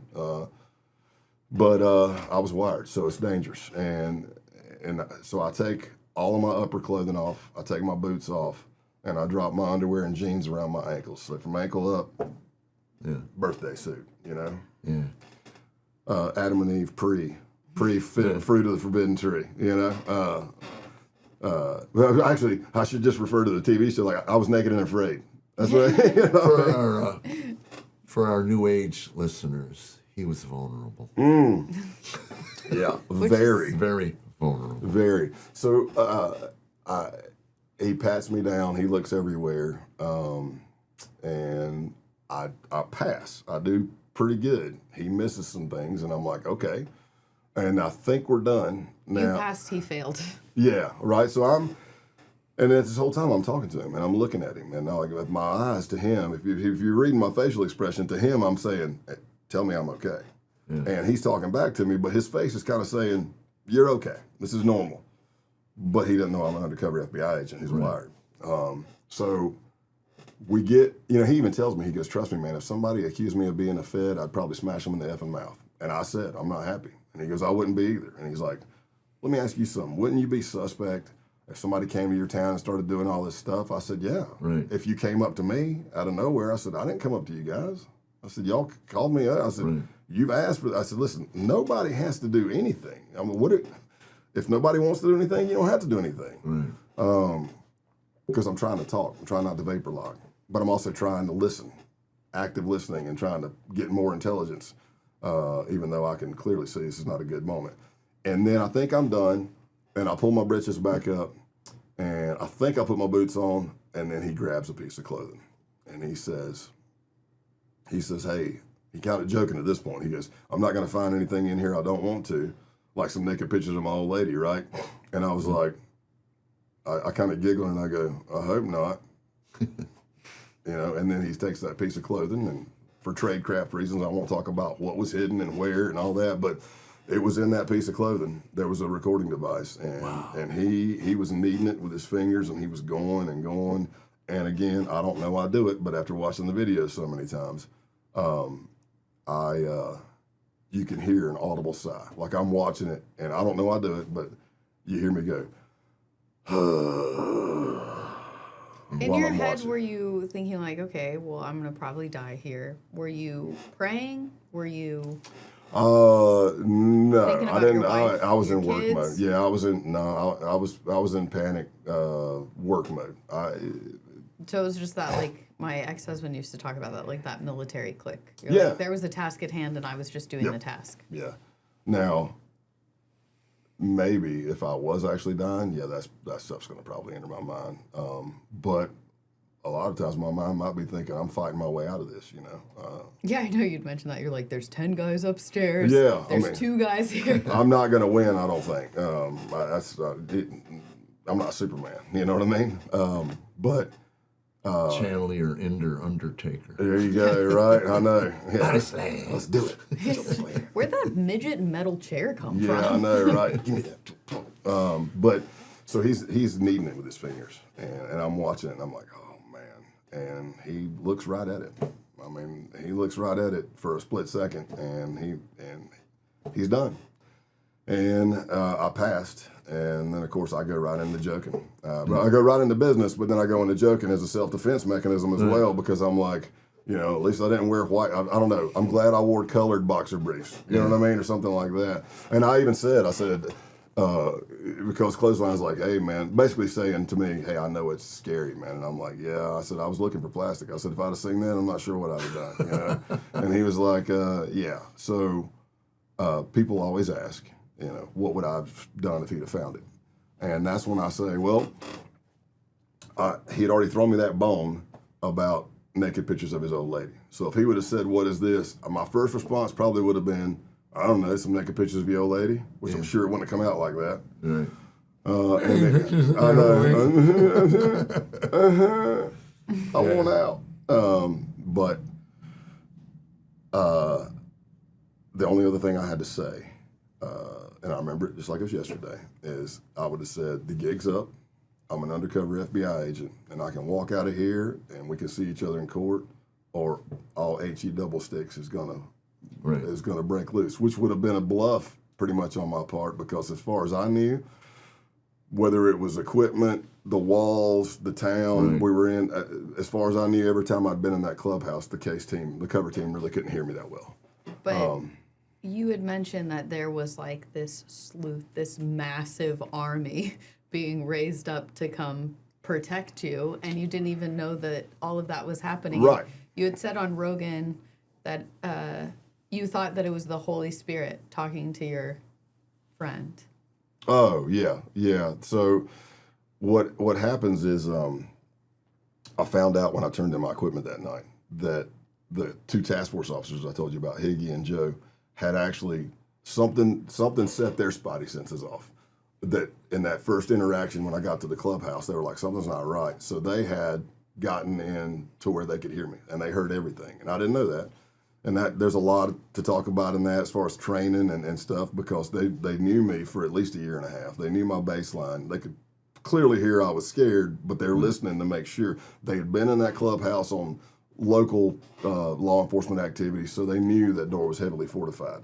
And the way they told me is they had suited up, vests, they're ready to go, and they were going to drive the van into the cinder block wall right beside the door to kind of breach that as opposed to the door. And they had radioed back because that was the beginning of the shift. Even though it's like 8 o'clock at night, that's the beginning of the shift for them and me because I'm going out to going to the clubhouse. And they had called Boston, and the way they told me is everybody that was working that night or was in the building was now coming down the highway, blue lights and sirens. So we'll circle back to my wife because this is a big one on faith. And I appreciate the opportunity to talk about it like this because on some shows or like if I'm teaching for an organization, you can't really preach. You know what I mean? You got to be apolitical and everything else. But I'd bought my wife, like I said earlier, I'd bought her a burner phone, and so that way I could call her. Right. Sometimes it might be 4 in the morning. Sometimes it might be 7 in the morning. I'd be like, hey, hon, just letting you know I'm done for the night. I'm on the way back to the hotel. I'm going to crash out. I'll call you when I wake up this afternoon. Usually it was okay, I love you. Sometimes we talk a little bit. That night when I called her, the first thing she said was, are you okay? And I was like, yeah, why? And she said, because at such and such time tonight, I was driving to McAllen with the girls in the car. And she said, I got this overwhelming feeling. And I pulled over on the side of the road and started praying for you. Wow. And I mashed it up. It's when I was in the basement.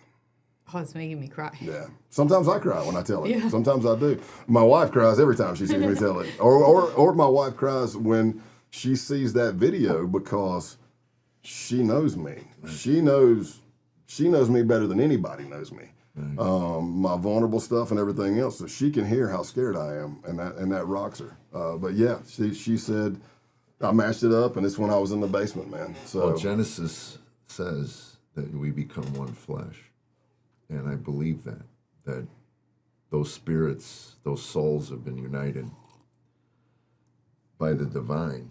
Yeah. So it would make sense to me because sometimes Tammy has these insights and stuff. There's something to that. Yeah. And I remember because we had almost gotten a divorce, my wife and I, and it was the most painful part of my life. I mean, I've been beat, I've been kicked, I've been physically assaulted. It hurts. But this pain of getting a divorce was probably the worst I had ever been through. And then when I finally read that in the Bible, I go, it makes sense. It was like flesh being torn. Yeah. So it makes sense to me that your wife, thousands of miles away, would get some kind of feeling. You know? Yeah. It's, you don't get any closer to anybody than your spouse, ever. Shouldn't. I mean, that's the way it's supposed to be. Well, it's like when you get married, they go, we are one. Right. That's what she goes, Fred, we're one. And I go, I get it. I know, right? I'll kick you over the Yeah, you can get out of this, but it's in a box. Yeah. You know? I'll joke about it now. There's been rough times, of course. But I remember one time, it's just me looking at the female, you know. I'm like, because I got a house full of women, even the dogs are girls, you know. But I'm like, every toilet seat in my house is down. I've been trained, you know, join the club, at a very early age. And we had 3 boys and 1. That's how powerful the woman was. Our toilet seats were always nice. Down. Yeah. But I remember one time we were in an argument, and it's just like, not even really, I don't remember it being that bad. It's just like she went from a little bit of arguing here right to deadly force, man. It was like, boom, I'll tell you what I'll do to you. And I'm like, whoa, how did we get to deadly force so quick? You're supposed to like, I'm like, is that like a mama bear thing? I don't know. But yeah, that's, she could whip me, that's for sure. Yeah, I had, again, we're off topic, but my wife, the only time I ever laid hands on my wife in the middle of an argument, we're newly married, whatever, and she had just gotten out of an abusive relationship, and she went, man, and she cold-cocked me, and I let her. I just sat there with my arms. I said, I am so sorry. She cold-cocks me again, and I'm standing there. She cold-cocks me a 3rd time. Now I'm seeing those little stars. You know? So she went back for a 4th one, and I go, that's it. Yeah. And she must have sensed something, because I said, babe, one more, I'm out, and I'm not going to let you knock me out. But, yeah, marriages can get You know, crazy. But again, I told my kids this. I said, I only yell at people I love. I want you to understand that. I don't yell at the neighbor kid. You know? Yeah. If you're in the middle of the street, I yell at you because I don't want you to get run over by a car, and I love you. You know, the neighbor kid, you know, sorry, they can make another one. You know? Yeah, all right. Yeah. Thin in the herd. Thin in the herd, right. So I'm going to get back to you. Scott, Big Scott. So, yes. In that case, I was very close with that guy. And the last words, we were getting ready to do the takedown, and he didn't know it. Of course not. He didn't know I was an FBI undercover either. But we kind of ended the case with what we call a reversal. So an outlaw guy was coming to get what he believed was 10 kilos of cocaine, and then that was the takedown, and that started all the arrests for everybody. That's a lot of cocaine. Yeah, but I don't know Maya. yeah, 2.2 pounds is a kilo. So 22 pounds. yeah, so if you preparing for the takedown, I mean, I'm having to draw up like diagrams of rooms and houses I've been in. You know, I'm sending them to different SWAT teams that are going to be hitting different places, and we're all working. But they did the arrest. Pretty coordinated. Yeah, oh, very. Because there's multiple agencies. I mean, it's not just FBI, DEA was with it, but all the local and state task forces. But I was in Nevada putting on training. I wasn't there for the takedown, but I got a call. I got back to my hotel room, and my phone was chirping. And I listened to it, and it was Big Scott leaving me a message. So I called him back, and he said, hey, I just want you to know, really raspy voice because he's just waking up. And he's like, hey, I just want you to know you're two truck drivers. I don't know if you know or not. I just got told they got arrested with Timmy, Big T. And of course I knew about it, but I was like, I didn't say anything. And we ended the call with him saying, hey, I'm going to get up, get cleaned up, and we'll find out what's going on. I'm going to call you back. And I said, okay. And his last words to me were, I love you, brother. And the last thing I said to him was, I love you too. And he didn't know that in like 40 minutes, a SWAT team was going to be hitting his house. So yeah, those are things you have to figure out how you're going to deal with them. You have to figure out how you're going to rationalize in your mind how you're going to betray. He had wife. Wife and a daughter, right? He had 4 girls. Oh, wow. And that was one of the things that I talk about in the book. His youngest daughter was the same age as my youngest daughter. So I'm not at home bouncing my daughter on my knee. I'm at his house bouncing his daughter on my knee. And you just start seeing the parallels and how we're a kindred spirit. But could I have been a criminal if I didn't take a different path at that proverbial fork in the road? Absolutely. Yeah. And you see that. I mean, I've seen it, being a product of your own environment. I've seen it. But can they be saved? Yeah. There's nothing.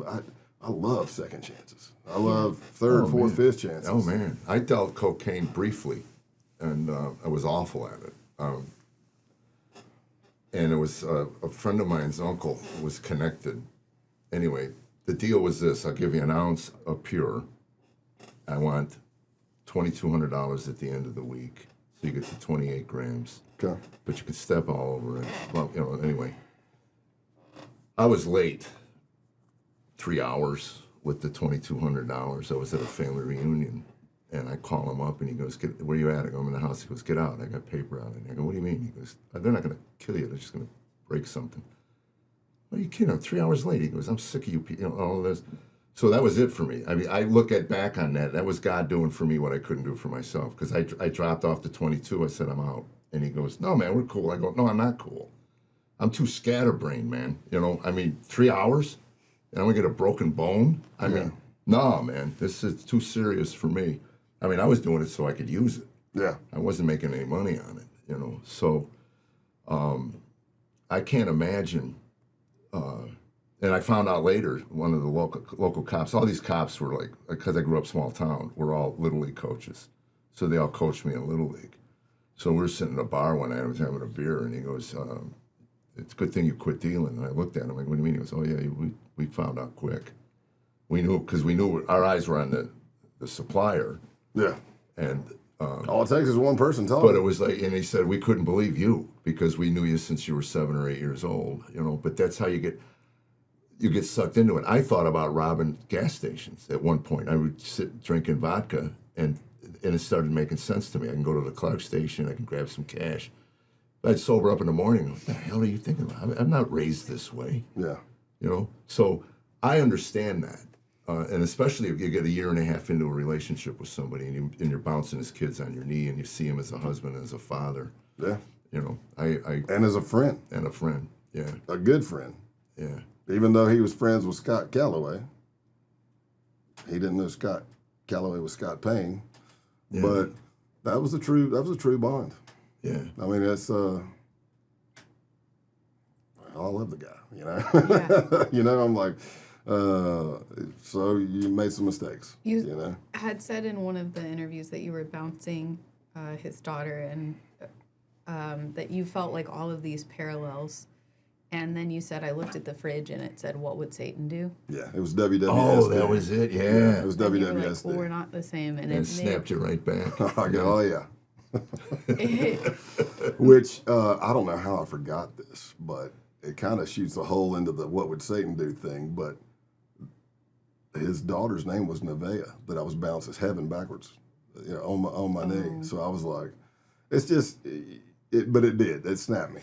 I saw that. I was looking at the stickers, and I'm like, oh, yeah, we're different there for sure, you know. But I think I'm not going to put words in his mouth, but he probably hasn't met the true Christ. So let's just say in some fictional world, you go on Rogan, and then he may be in some fictional second book world if you were going to write another book, and he reached out after you were on Rogan. What would he have said?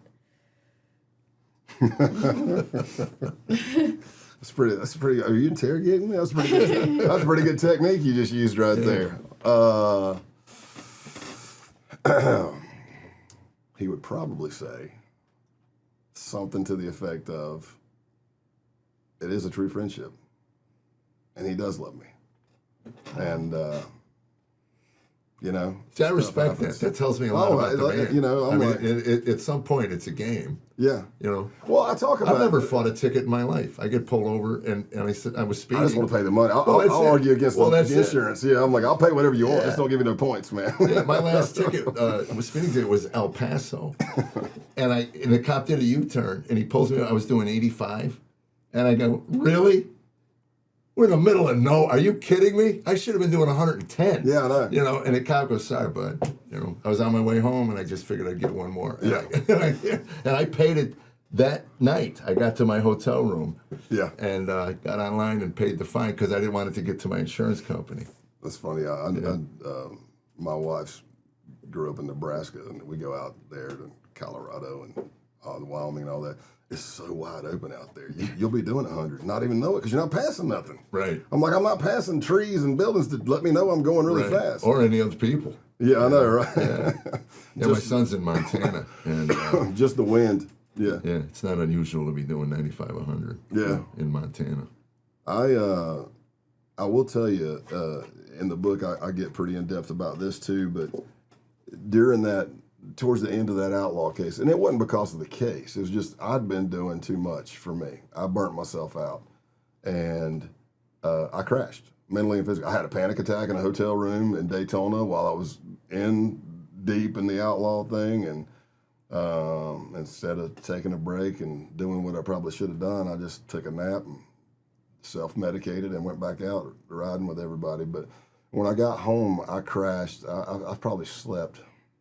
I mean, the first 2 days, I might have slept close to 20 hours. But I slept an average of 16 plus hours a day for 5 days. So I get home, let's just say Sunday or Saturday night, maybe, whatever. But by Friday, I talked to a buddy of mine who had called me on something else. And he said, "How you doing, country?"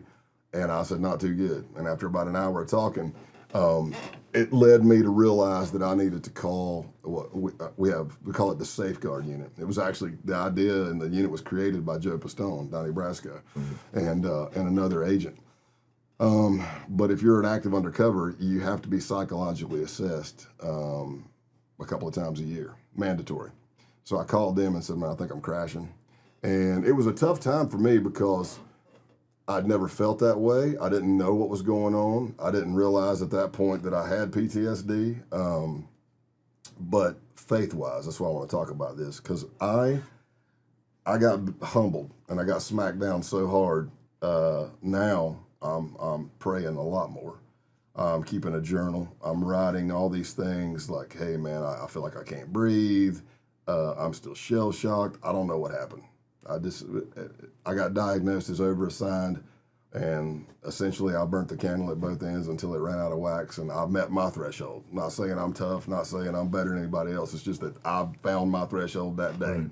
After a 3-year period of not taking care of myself that got progressively worse, and you get that accumulative effect where I'm like not taking stress on. Yeah, and I'm not taking days off.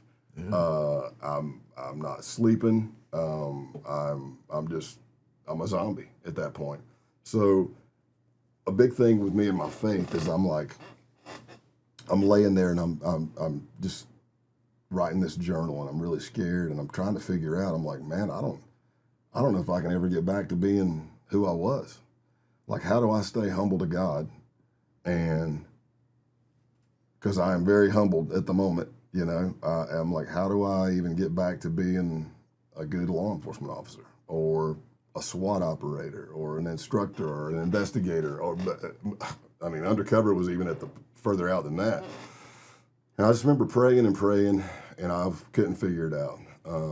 And I was talking to a Christian counselor, and I was doing all the stuff. I was reading the anxiety workbook and all that stuff, which can give you a lot of anxiety, by the way. You know, it's like, hey, I didn't have a problem. I didn't even know I had that. I know, right? Like I didn't have a problem until I read this. There's a name for that. Yeah, there's this well-written story like, you're in a room, you feel the walls closing in, and the next thing you know, I'm like, why am I reading this? You know? Feel like I'm in the basement again. I know, right? But I'm like, look, one day while praying, it hit me like a brick in the face. Because I'm really struggling. How do can I even be? I should have just found another line of work. That's your identity. Yeah, I'm like, am I having a nervous breakdown? I don't know. Both of my parents suffered depression. I was like young 30, like 31, 32 maybe. My dad had a big depression hit him when he was in his 30s. Like, maybe it's genetic. I don't know. I'm just trying to find. I'm being transparent. I will tell you everything because I want to know what's going on. And I was praying about it, and man, it hit me like a brick in the face. And what I heard in my conversation with God was this: I would have never been able to do what I had done if it wasn't for Him blessing me with the skill set and blessing me, period, as a human being, as a Christ follower. And then when I said it that way, I went, okay, I think I can get back. I think I can be, if not who I was, maybe even better. And remain humble to God, because now I know that it was Him blessing me that let me do all the stuff I did anyway. Right. So that was a big pivotal point for me in my life to turn and kind of, you know, lean deeper into my faith. And that was right before coming to Tennessee, going back to the story where I said I'm not going to let my job interfere. I'm going to play music. I'm going to worship. Right. And listen, if you're on the worship team or anything, like when you get close to that front line, and you're going to get attacks. You're going to get them evil attacks because that's what the enemy wants. Right. He doesn't care about who he's already got. Well, he knows your soft spots. Yeah. So if your identity, it's interesting. There's 5 questions that I put in my book, but I go through twice a year, kind of my own little inventory. And the first one is, what defines me? If it's comedy, most men will give you a vocation. You ask a guy, what defines you? Oh, I'm a doctor, I'm a lawyer, whatever. So if your definition is your work and you're in a panic attack, your entire being is in your own mind is like, what am I going to do? I'm lost. Yeah. You know, and until Christ captured me, I was a nihilist, full blown. You know, my wife would shake me, you know, you don't care about anything. I don't. What difference does it make? We make $1 million, we make $100. What difference? Doesn't matter. Nothing mattered. So I understand that where you're at. And then for God to pull you out of that, because then all of a sudden you realize, no, He defines me. Yeah. I'm your child. My God, what a relief that is to know that I'm really not in control of this whole thing. Yeah. You know, And As tough as I thought I was, Right. I wasn't. right. Yeah. Well, my wife said something. But there's so much strength in that weakness when you finally admit. Well, yeah. Yeah. That your strength comes from outside of That's you. the thing. I mean, that's a huge part of it. But it was probably in the last 6 months, we've been doing this whole book launch stuff. And By the way, New York Times bestseller. yes, sir. Thank you. Yeah, that happened like 2 days ago, I think. How did we miss that? We were like an hour and whatever. I know, right? Well, the literary. It's not you. You should be leading. I know, I should. By the way, did I mention I'm a New York Times bestseller? I know, right? I'm sorry, you introduced me wrong. Yes. That would be New York Times bestseller author. That's And right. also, I need another coffee, please. Thank you. Yeah, I know, right? Black, please. Okay, so what did your wife say? So we were talking, and I'm doing these interviews and stuff, and some of them, man, I mean, it's very taxing because you start diving into all this sad stuff, bad stuff. You finish and you feel like you've been in a marathon. But we're always saying like, I'm undercover, and she said, yeah, but you were under his cover, and I'm like, oh, that would have been such a good thing in the book. Great I'm like, T-shirt. what? I'm like, yeah, that is awesome. With quotations. So yeah, under his cover. Yeah, I was like, man, however she said it, I was like, that is awesome and very insightful too. You were talking about being on the worship team, and when you moved to Tennessee to be like, okay, well, I'm here for you. I'm going through a similar thing. Jeff and I met when I was walking away from stand-up because I was missing church and I was missing my son growing up and all these things, and I was like, I need to get off the road. And something so similar happened to me where when I decided to put God first, all of a sudden, all of this spiritual warfare, I've struggled with mental illness my whole life. And then all of the sudden, the ups and the downs were more extreme. Even talking about like the emotional taxing. I mean, this week we've talked to 5 people, and it's like just laying out all of their childhood trauma. And it's kind of like, well, how can I burden this, or how can I carry this burden? And then reminding myself all the time, like, oh, I don't have to carry this burden. Whatever this is, when you're out there talking to people and you're saying, like, that clip that you just said about PTSD and I had a panic attack, but I had my faith and I turned to God. Whatever that sentence is, I think the enemy will attack all of us because of whatever that is going to help so many people. So I'll say this, like, again, being on the worship team, that's something we say. Hey, you make the worship team awesome, but get ready. For the 40 days in the wilderness. Yeah. That's my shirt, 41. Oh, really? 41 days, yeah. Yeah, my wife. Is that your brand? No, my wife found it, and it's 41 days. I got like several of them. It's like, no weapon formed against me shall prosper. Yeah. But it's the 41st day. But I have Jesus took naps. Yeah. So take naps, be like Jesus. I usually turn it into more comical. I'm like, I'll go, listen, like when I'm getting ready to break bad, if you got to, I'm like, listen, as a Christ follower, I'm trying to be like Jesus, but let's be clear. Yeah. I am not Jesus. I'm like, I'm a work in progress. Yeah, I'm a work in progress. I am broken. But I forget what I was going to say. We were talking about something. Worship team, 41 days in the wilderness. So what I was going to tell you is this. I don't know if I coined it, but I just say it. It's like, you're never closer to hell than you are when you're fighting for heaven. Because you're on the front line. You're a lineman. You're in the pile. You're right there on the front line. And he's going to come after you because he doesn't want you, the enemy, to come after you, Satan. Because he doesn't want who he's already got. Well, the biggest lie, one of the biggest lies he's ever convinced people is that he doesn't exist. Doesn't exist. Yeah. So, it comes. It can come. Like my small group, we've gone through a decent amount of stuff this year with people and we recognize it and we say it's a spiritual warfare. We're being attacked because we were doing so good, Right. We've got people with brain tumors and other things, and it's it's not the easiest, but I wouldn't change it. I'm there. I'll stay right there. Yeah, the purification of the soul can be so painful. Come on. Get behind me, Satan. I say that every time somebody asks me, like last night at dinner when the lady put down the guy put down those rolls. I was like, get Get out of here. The bread's the demon, yeah. And then this guy was like, you were in my ear. You were like, this jelly, they make this at home. And I'm like, get out of here. Fresh strawberry jam. Well, we had, I just, probably in the last year or so, I've had guns for years, but I've never really, I go to the range 3 or 4 times a year. And you said something last night that made me take notice. I don't know how to take my gun apart and clean it. I've always taken it to the range and paid somebody to clean it. And that's, depending on which kind of gun you got, it can be very dangerous because, like Glocks, you have to pull the trigger to initiate the breaking the gun down. Okay. And a lot of people have accidental discharges because they think they've cleared the gun and then they pull the trigger and bam. Well, I got a That's wall. horrifying. But when you train someone, because you're a trainer, firearms trainer, where do you begin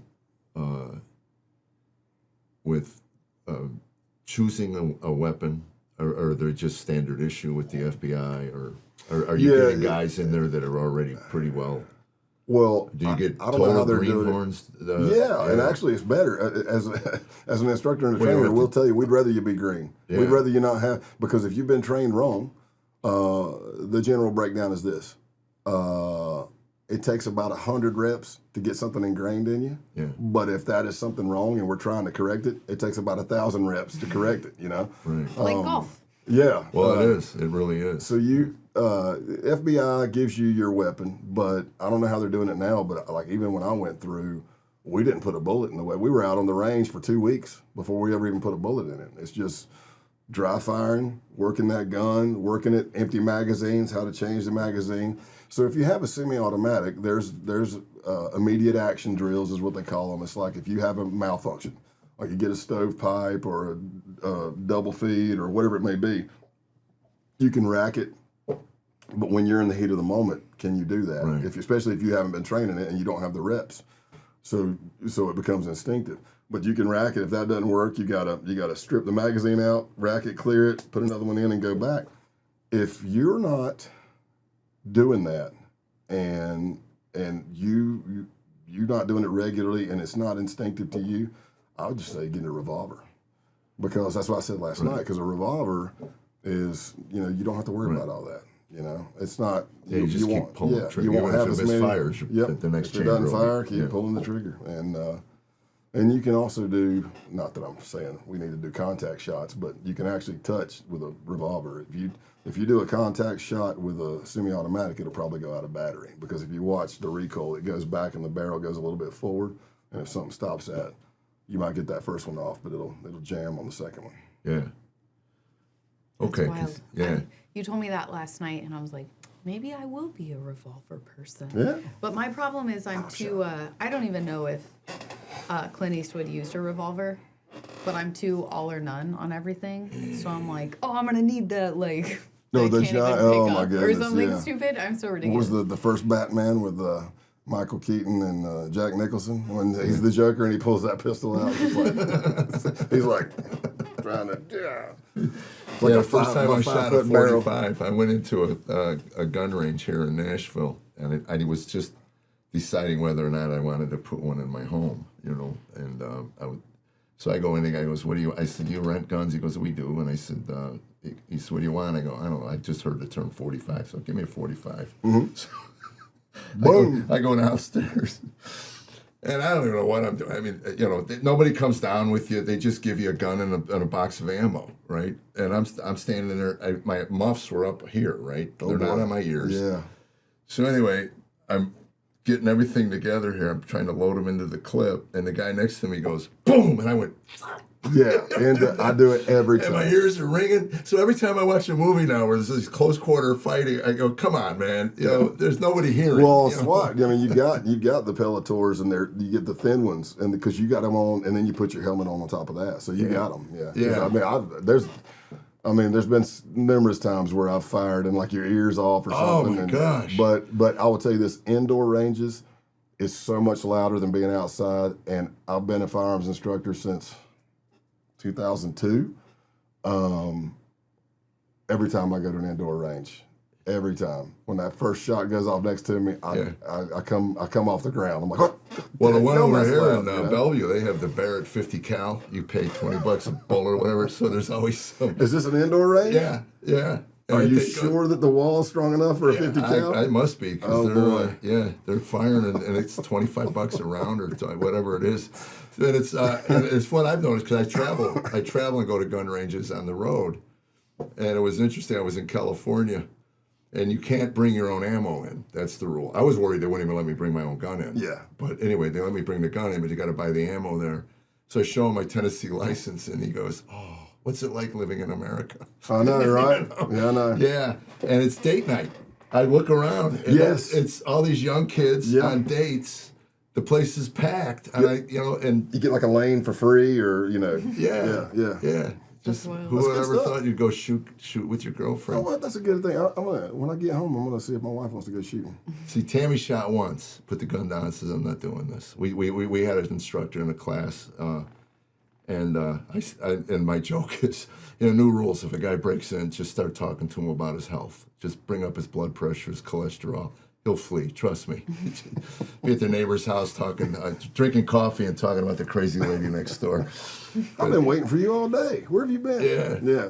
Come on in. I'm sorry to interrupt. When you, so you're journaling and you're on your faith walk. You were having panic attacks. You get out of, the panic attacks were during the Outlaws or before? During the what had happened. Oh, so you hadn't closed the case?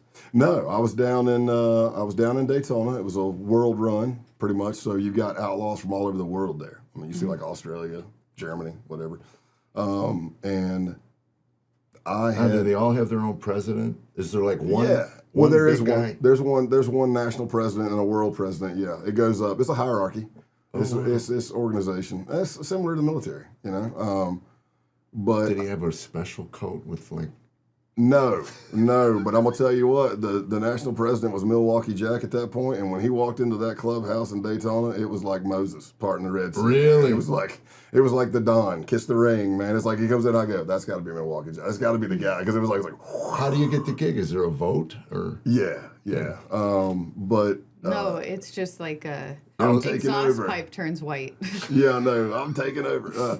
But by that time, I'd befriended, we didn't know it, but he had become the Southeast Regional President. And based on interactions we had while I was in Daytona, they were like, hey, Boston, the Jacksonville FBI team was talking to Boston and saying, how much more do you guys have on your case? They go, we've pretty much done everything we want to do. And they go, well, let's try to work this out, because based on the interactions I was having, they were like, we would love for Boston to hold off on taking it down. Scott, you come down to Florida and then try to patch in under this guy. And at that time in the hotel that night, I was like, yeah, absolutely, man, I'm in, but I didn't know I was already done with my body. And what happened is, I said it earlier, but I was already like a zombie. I was I wasn't taking days off. I wasn't sleeping worth a darn. I didn't realize I'd gotten so stressed that I was chest breathing. Like I would never breathe in my belly. I was like, everything was tight, and that'll that'll get you anxious anyway. So I saw that in my husband when he came back from Afghanistan. He had to burn the candle, like you said, at both ends, because otherwise the PTSD would take over. So is that kind of what you were experiencing? Like, I have to keep going, I didn't realize I had PTSD. Yeah. Right? What happened is I'm in the hotel room. I wake up after a night of partying. And if you're familiar, if you've ever been this way, you wake up, like I hit like a breakfast place at 4 a.m, so I wake up and the eggs and the whiskey, you can hear it swishing. It's like in your belly, and I'm like, oh, wait a minute, well, I fondly remember. Yeah, the good days. No, they weren't good. Yeah, that actually sucked. But I did recover a lot quicker then. But I got up and I just felt disgusted. I was like, okay, I got to get a workout in, I just feel fat and disgusting, So I started doing an in the hotel room workout, burpees, mountain climbers, push-ups, sit-ups, air squats. And let me tell you what I started that morning with. Because by this time, for me, I was always getting sick. It was before I discovered probiotics. That was a game changer. I mean, that was a game changer. All the gut flora, game changer. But I'd get on a plane, get off in Boston, and have a sinus infection. You know, I was on antihistamines, decongestants, inhalers. I wake up, I would travel with my own coffee. If it was that little 4-cup pot, I would load it, make it as strong as I possibly could. Wow. And then I would take ephedrine. I had hydroxycuts. So I started that morning with inhaler, antihistamines, decongestants. I drink 2 cups of the strongest coffee I can make. Afrin? Yeah. Yeah, that's pretty addictive stuff. It is. Yeah. And then I hit 3 hydroxycuts, which is full of ephedrine. Right. And so I start working out. Wow. And what I found later when I told the doctors everything I was taking, I was trying to figure, they were like, that's a cocktail for anxiety. What you just took, all that at one time, and then you just immediately start working out after a night of drinking, you know, or a week of drinking. So I came up for air, and it wasn't there.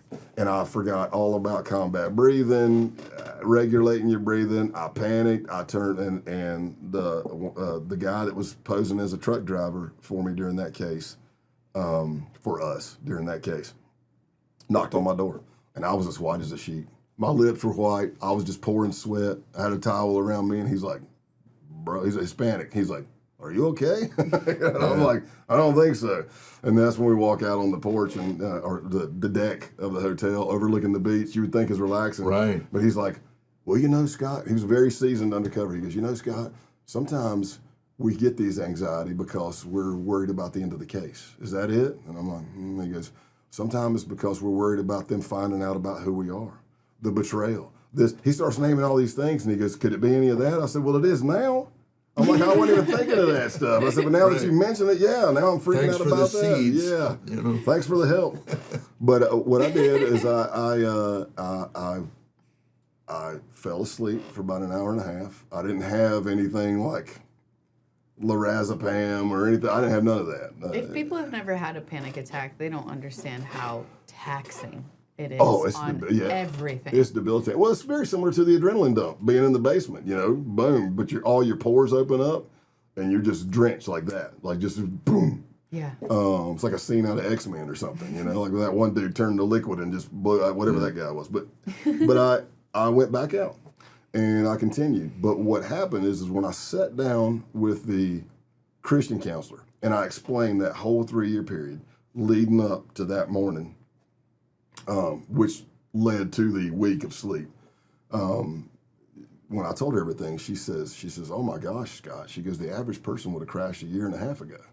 And I said, thanks. Yeah. And she said, no, that's not a compliment. I said, but that means I'm better than average. I've made it a year and a half more than most people, right? And she's like, well, we got some work. But when she starts talking to me, she says, have you ever really been scared in your life?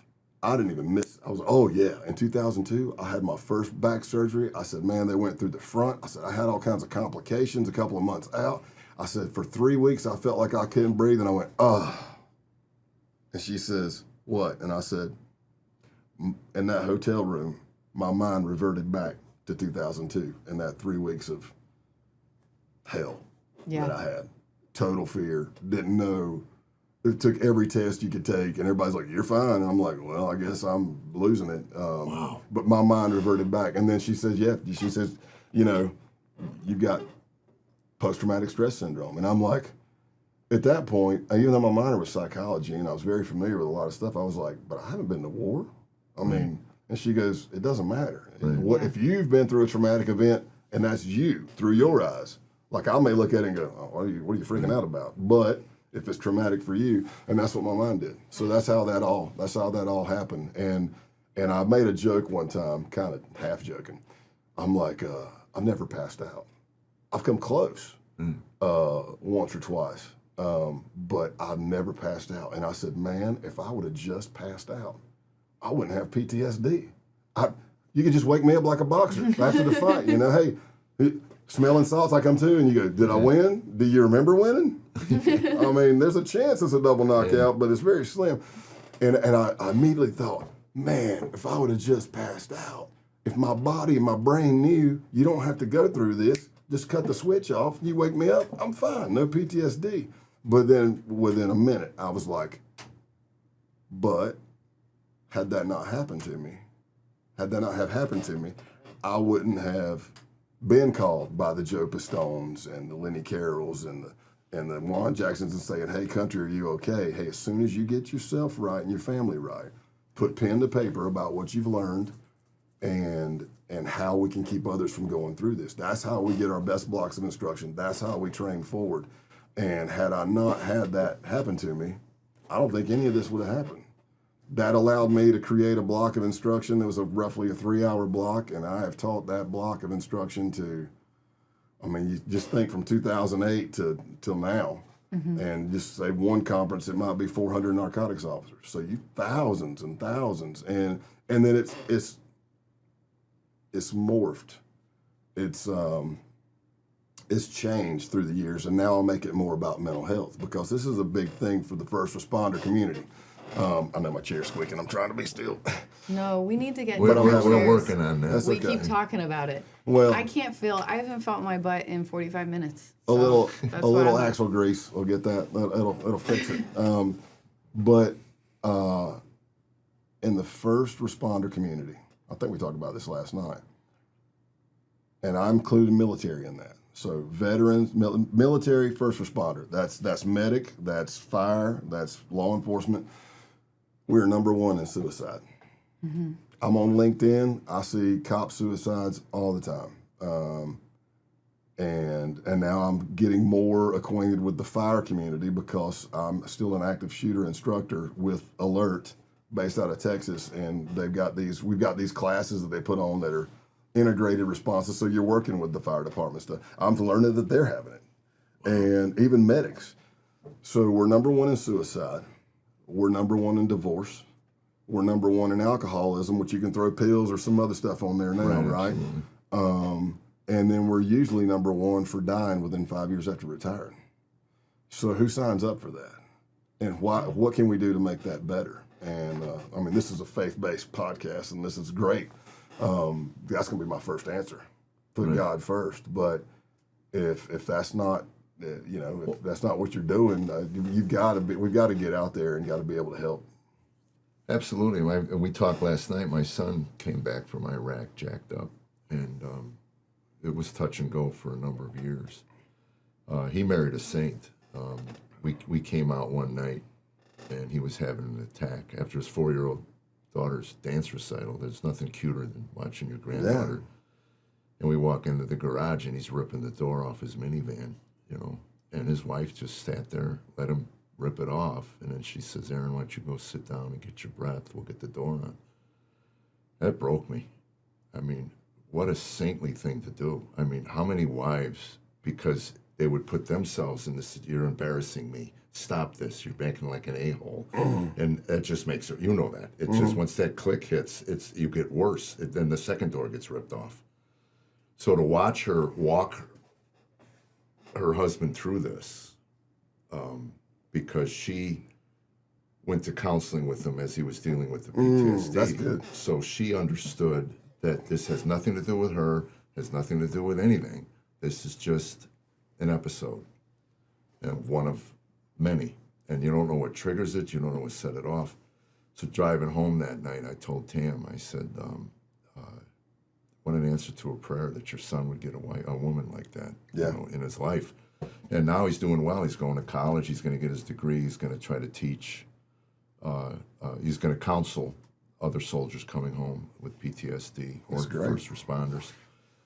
Pay it forward. Well, that's it. And not, again, it's not a lot of money. It's not a lot of thing. It's all about, and it's also healing him as well. I was going to say, it's going to be therapeutic for him as well. Yeah, I always tell people, if you're going to find a therapist, make sure you find one that's at least doing their own work or they've done their work, because they could get you to a point in your journey where it makes them uncomfortable because they haven't dealt with that issue in their own life. Yeah.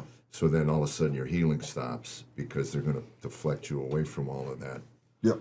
Just make sure you're strong enough. I mean, it's a little different scenario, but I've seen a lot of addicts, recovered addicts, and they go, "Hey, I'm going to go dive in. I'm ready to go talk." And I always tell them, I go, "Hey, just be careful. You make sure, are you strong enough right now to go back into that group of meth addicts or whatever and not get pulled back in?" Undercover. No. I'm just saying, I'm just saying to be like you want to start doing a outreach, and you want to help. Sometimes just make sure you're strong enough to do that mentally. But I'm with you. It reminds me of a story of my wife. I was a narcotics officer, like I said, when we were dating, but she's never been in law enforcement. And I learned. Where'd you guys meet? Friends introduced us. She was living was she in Colorado or Nebraska? Either one. And I was in Greenville, South Carolina.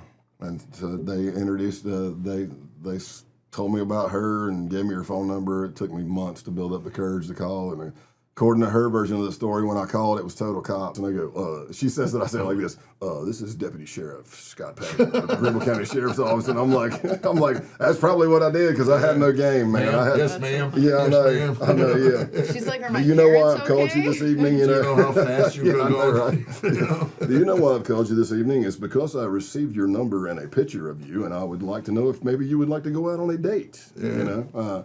But you think, man, she had to be. Like, I learned this towards the end. Yeah. Towards the end, after a long-term undercover case or something that's just crazy. I mean, it was only 7 months in the base, but it was so fast-paced and 24/7. I have to decompress because I've now learned, how to not let the things that happened to me before happen again. So I'm decompressing, but so does she. She has to decompress, even though she wasn't on the undercover and she's not law enforcement. She's decompressing because she's been covering me the whole time. Well, and I come off the road. It's funny you say that, and I'm not home for 2 days. I try to explain that to her, but she's not used to having somebody there getting it. She finally sat me down one day and goes, "Stop doing things." I go, "What do you mean?" She goes, "We have a rhythm to our lives here. You come in here and you disrupt that entire rhythm. So you come home, just sit down, don't do anything. Take care of the lawn, whatever, but leave the inside of this house alone." Yeah. Because I was just trying to do what I thought you should do so I don't get stabbed in the middle of the night. You lazy piece of whatever. Yeah. But yeah, you got to, and that's doing comedy. Yeah. That I got to come off the road and take at least 2 days, 48 hours to be home. I don't want to interrupt. I'm sorry, but I do want to say something that you said earlier when you're talking about Aaron, and it's beautiful that Aaron's wife is able to do those things. Yeah.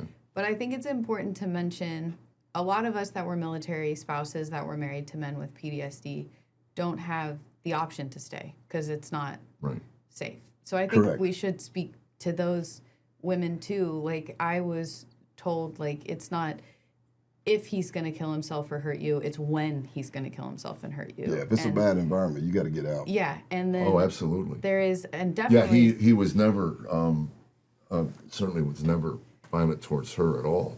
And I say that and because I saw that I saw him internalize it all, and that's what worried me about my son. That's why he's taking it out on the door. Well, that was it. Yeah. Sadly, it's going to make me cry. But when I heard that, I was like, oh, well, why couldn't I have been a saint? Like, why couldn't I have fixed it? Why couldn't I have been more patient?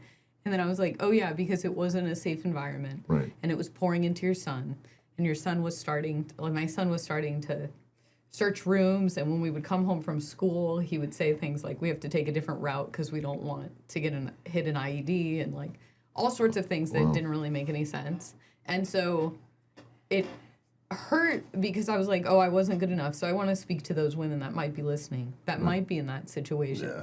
And it has nothing to do with you. It does have to do with him. But if it's not a car door, or if your children are seeing the car door and you think it's not a safe environment, we'll definitely put something in the bio for places you can reach out to. Yeah. That's a very good point. So forgive me for Not getting super emotional and bringing that up. Not at all. That's a wise point. There was a point when I talked about being safeguard and assist, and in the book I talk a couple of times where they call it DNR, do not recommend. So you go in, you get your psychological assessment, and they go, yeah, we're not recommending that you go back on this undercover. We're saying you got to go on a minimum of a 6-month timeout. So there was one point, and it was just a different regime. There was some miscommunication. I disagreed with several things, not after the Outlaw case. This was later on, another timeout I got. and they had,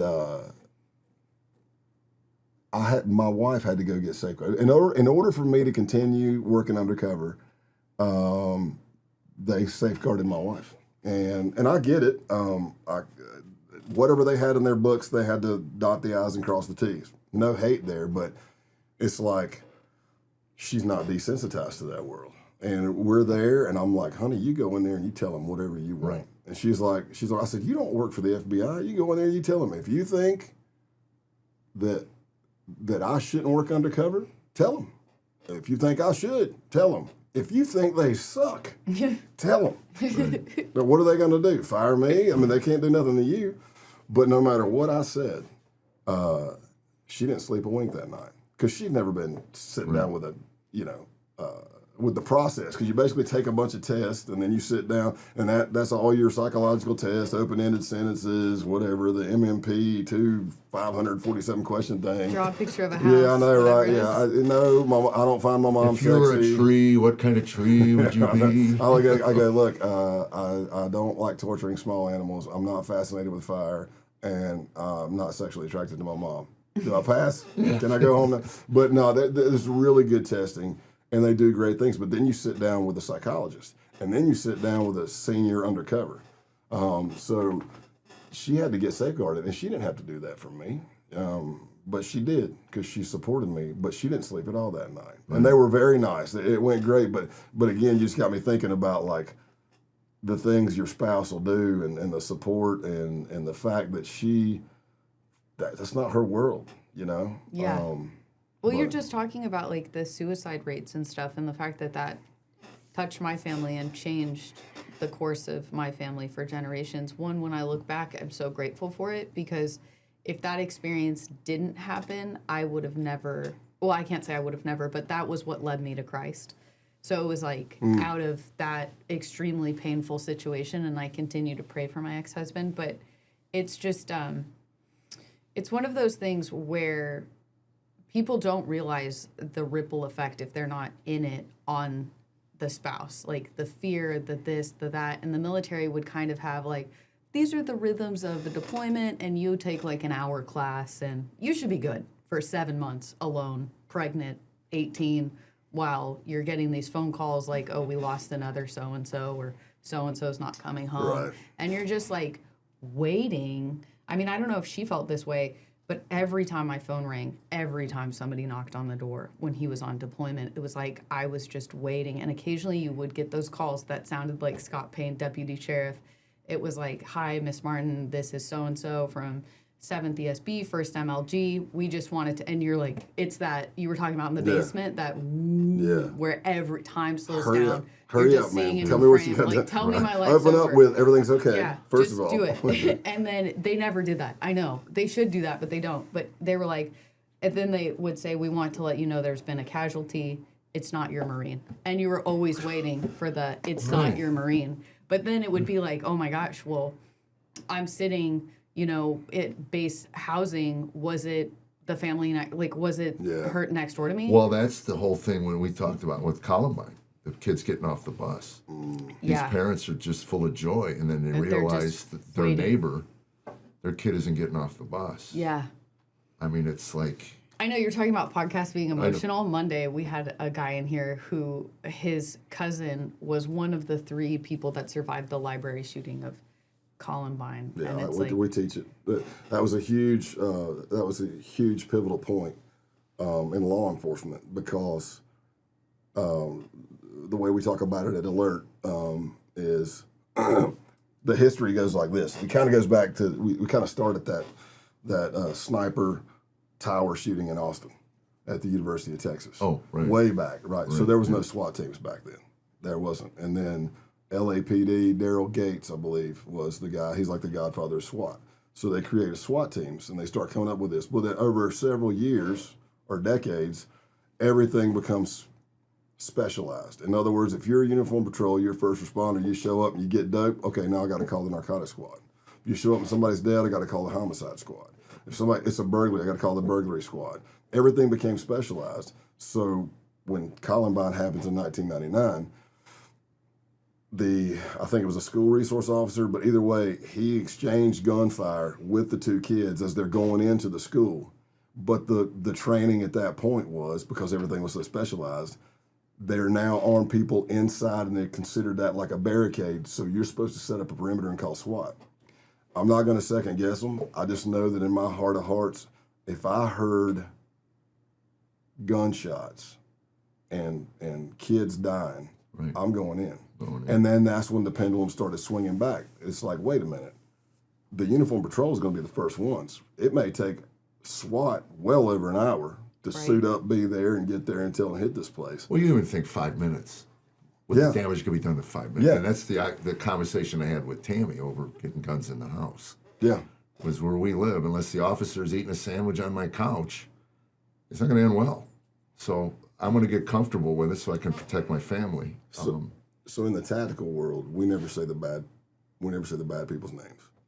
You know, and when I'm talking about the undercover stuff, sometimes I have to, because like in that white supremacy movement, those mass murderers, they consider saints. It's like Saint Breivik, Saint Tarrant, Saint Roof of these. Yeah, that was that was the one. And they believe that they're wanted saints, to be and it's the like, next one. and like the anniversary of the shooting, they'll be like Happy Saint Roof Day. You know, it's pretty sick stuff. I'm 99% sure I'm the only one in this room that loves and adores saints because the Eastern Orthodox Church, and that hurts. Yeah. That is so it's unbelievably terrible. painful, and They've just got like a what leaderboard list. heretical abomination. Of Well, it a also, use of a word. again, we were talking, it takes on a religious fervor. Yeah. Certainly. Yeah. So on the tactical side, we never say their name. But like when I'm doing they have a civilians response to active shooter events. So it's not for law enforcement, it's for civilians, just like it sounds. We usually open up with the audio. It's the transcribed audio call from the librarian, Patty. And you get to hear the gunshots getting closer and closer. And then we show a schematic of the library.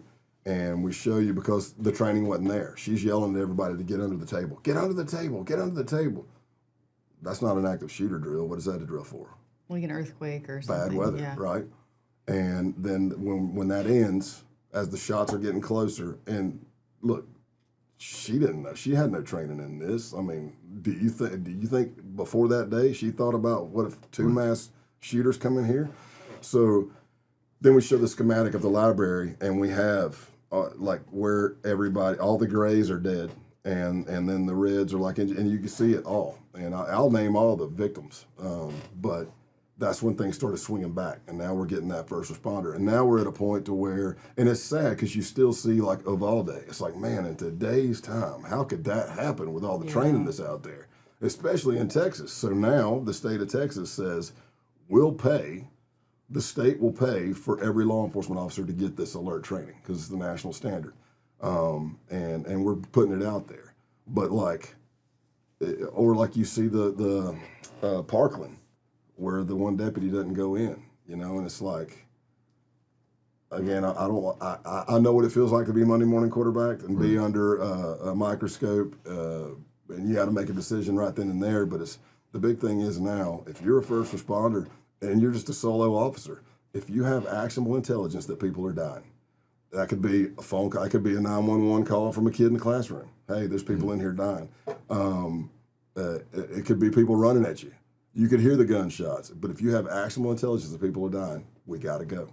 We got to get in there and we got to stop the killing, and then we shift right to stopping the dying. And that may mean you're putting a tourniquet on the target you just shot.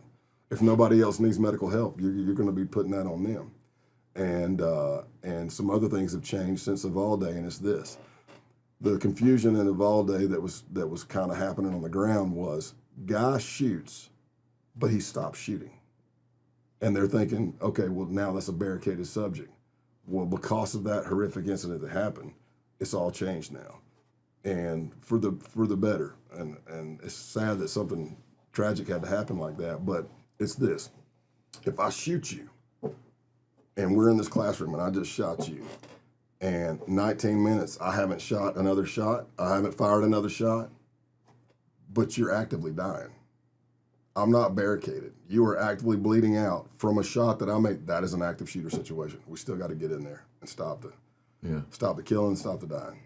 So yeah, it's you brought up Columbine, and sorry to go off on No, active shooter that's so tangent, many but things that's that I that's never another even thing. realized. I just assumed if somebody was shooting people as a cop, you could just go in there and shoot them. I didn't realize. Well, it might not be quite that simple. You need to know your deadly force policy, but you also need to know your personal deadly force policy. Your deadly force policy for your department might allow you to shoot that person, but your personal belief system, if you're not ready to do that, then that's another thing you've got to work out. You probably shouldn't be doing the job. Right. Yeah. I hate to go down another rabbit hole, but it just popped into my head. What the heck happened in Vegas? Do we have any idea who this guy was?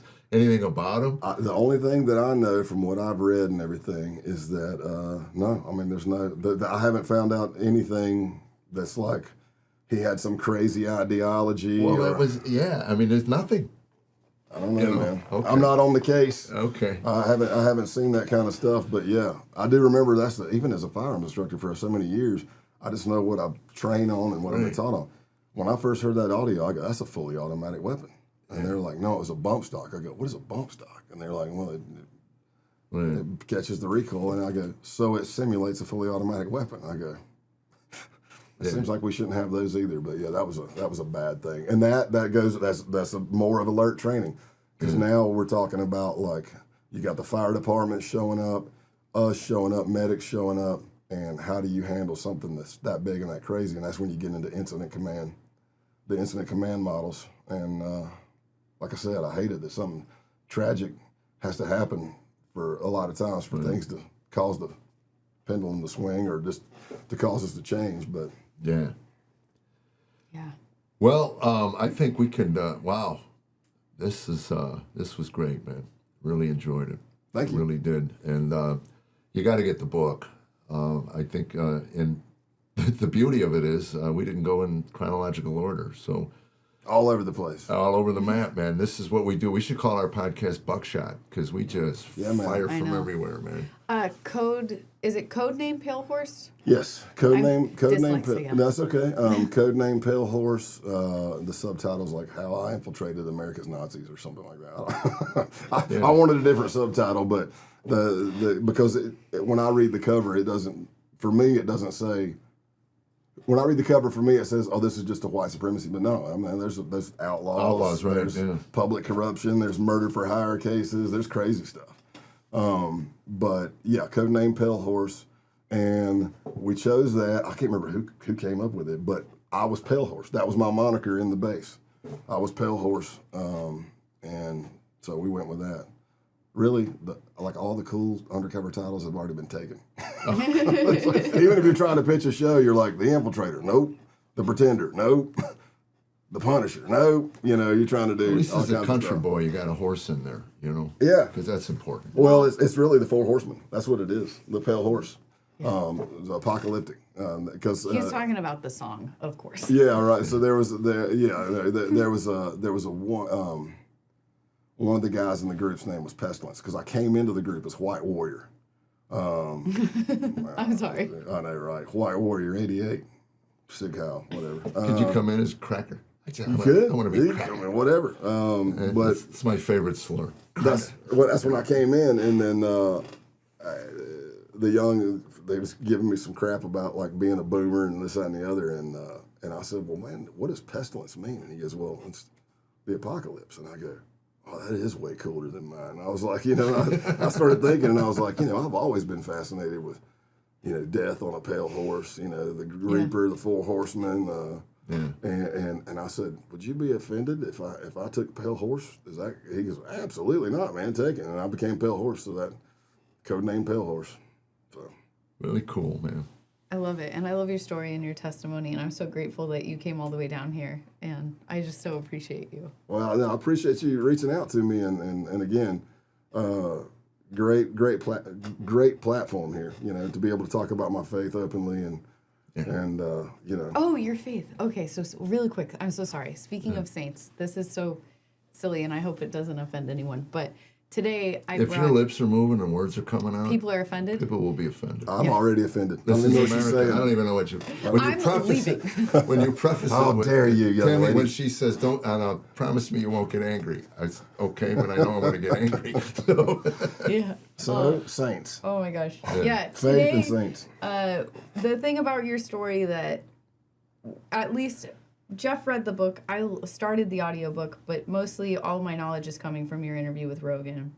What really just spoke to me was, it's going to make me cry. I'm such a lame. It's not lame.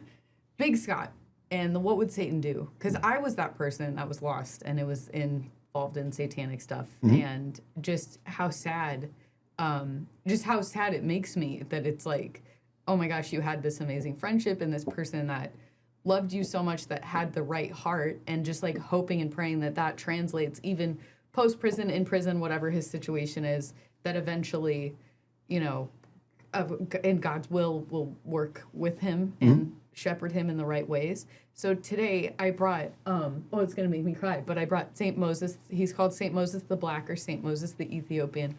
And he was in Egypt, and he was a slave in Egypt, not in American style slavery, but basically like an indentured servant, essentially. And he was, you talk about Big Scott, and he was so big. He was like, they say like over 6'7". He was just this huge man that was so huge and so scary that his master was like, dude, I can't handle you. Like, just go, be free, get out of here. And then he became a robber with 70 bandits. And he was like the robber that everybody was scared of, like the scared of the scared of the scared, like murderer, thief. And he would steal sheep, and they would say that sometimes you'd see him with multiple sheep just going across a river, like the river meant nothing, and he was just so strong. And then he goes to rob this man, and the guy goes, you don't have to rob me, like just take it, like clearly you need it more than I do. And he was like, like what? And so he follows that man to a monastery, and he walks into the monastery, and he smells the incense, and he sees the monks, and he sees the peace, and he feels the peace, and he gives his whole life to Christ. And he spends most of his years in a cell just battling the demonic nature of his old self. And a lot of the times he wouldn't even talk to people, but he wanted to help people. So he would walk sometimes, because he was so big and so strong, and some of the other monks were so feeble, he would walk 5 miles occasionally in the middle of the night to bring back to fill their water skins. And then as he grows, I mean, he would talk to his, basically the father of the monastery, Abba Isidore, and there's a story where one time they were sitting on a roof, and he was like, I've been here for, I'm throwing out numbers, 15 years. I've been here for 15 years. I've been praying in my cell. How come I'm still struggling with this sin? How come I still have lustful thoughts? How come I still remember being a criminal? How come this won't leave me? And it was in the middle of the night, and they were sitting on a rooftop, and as the sun started to come up, Abba Isidore said, we're in darkness right now, but as you watch the sun rise, it only rises one ray at a time. And you're not fully enlightened, you're not fully in God's presence yet, but you're working towards it. And you've had your sunrise, and just sit and bask in the sun. And then as his life goes on, the monastery is one of the wealthier things in the area, and it gets robbed. And when it gets robbed by his old bandits. And they see his face, and they're like scared of him, because he had such a violent streak, and they knew who he was. And he doesn't harm a single one. He ties them up. And he was so big and so strong. He carries all 4 of them to Abba Isidore, and it's like, what am I supposed to do with them? And when they saw how much he had changed his heart, they all gave their life to Christ and then lived in the monastery. And then as time went on and the story went on, all 70 of the bandits came and lived in the monastery under him and had changed. And he gets older, and he becomes, I think he became a bishop later on, but they said this man had this monk had committed some sort of crime in a neighboring place that you'd have to walk to, and it was really, really far. And to remind himself of his sin, he put on a pack, kind of like a rucksack kind of thing, filled it with sand, and he walked. He didn't take a donkey or anything. He walked all of that way with the sand, with a tiny hole to remind him of every sin as he walked in the desert, in the wilderness, that Christ had removed from him. And then when he got there, the bag was empty, and he said, who am I to judge? Christ will judge him. We're just supposed to love him, and didn't punish the monk for stealing anything. And I just wanted him to be in here with us today because I was thinking about your friend, Big Scott. And there are other, I mean, there's other cases and there's other people that, you know, they have seen the error of their ways and they're on the up and up. And I've said this on other interviews, but I've actually written character witness letters for somebody at their sentencing who I helped put in jail. You know, and I'm like, look, I let the U.S. Attorney's Office know because I'm like, I'm not going to blindside you. I don't have to let them know I'm retired, but I'm doing the right thing. And they're like, man, thanks for reaching out.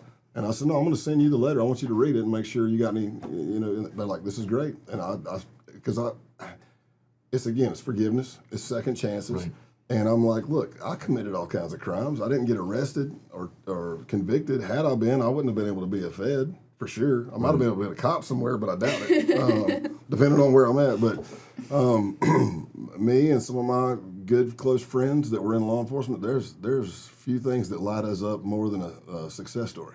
So I've actually told them, I'm like, look, hey, you're on the up and up. You made a mistake. You got a felony on your record.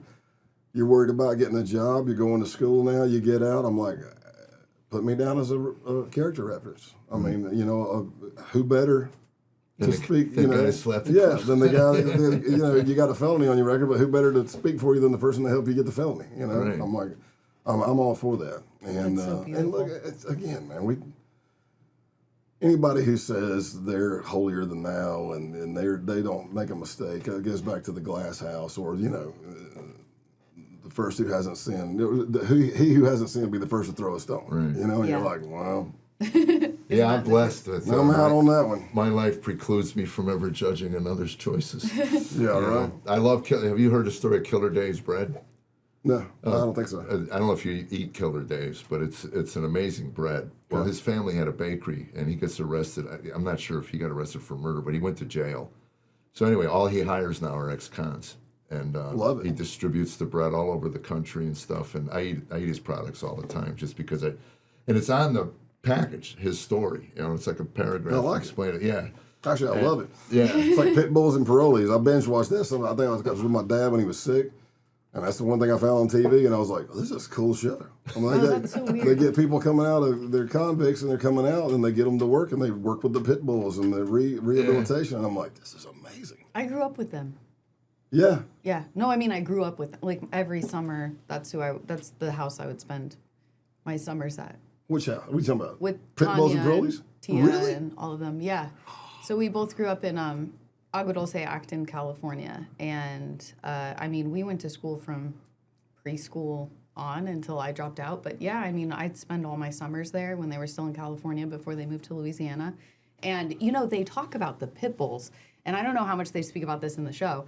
But what was crazier is the bears, the lions. They had a pack of wolves on property. So a lot of the times when you see a movie, it would be Tia's lion or bear or pack of wolves. Yeah. And she would let us bottle feed the lions and the tigers. So we'd bottle feed the lions and the tigers, and they were super nice, and the bear cubs were adorable. But the only rule we had was don't walk past that row of pit bulls because they're lifers, and do not go up to the wolf cage. That was it. And it was like, other than that, it was free range. They had raccoons, they had cats, they had everything under the sun you could ever imagine. My favorite was... I'm in the dark. I don't even know anything about it. Yeah. My favorite growing up there was like, they had a 3-legged pit bull named Rocket. That was the cutest thing ever. But yeah, so that's wild that you mentioned that. Yeah, that's good. Well, it just popped into my head for like second chances, you know. Yeah. Yeah, I love it. I love it. Well, her husband, what's the origin story of a lot of that was he was a biker and was in and out of jail. That was pretty wild. I was a biker. Yeah. I wasn't in and out of jail. I did get locked up once for my undercover, but yeah. Nice. No, that's really good. I mean, again, it's just trying to pay it forward and doing the right thing. you know. But as a Christ follower, you know, you've got the blueprint right there in front of you. Yeah, you really do. So. Yeah. Absolutely. Well, thank you for watching, and hit the subscribe. Oh yeah, we got to do that part. Yeah. You hit the scribes and the like, but more importantly, love your neighbor as yourself and put God before everything else. God bless you guys. Bye-bye.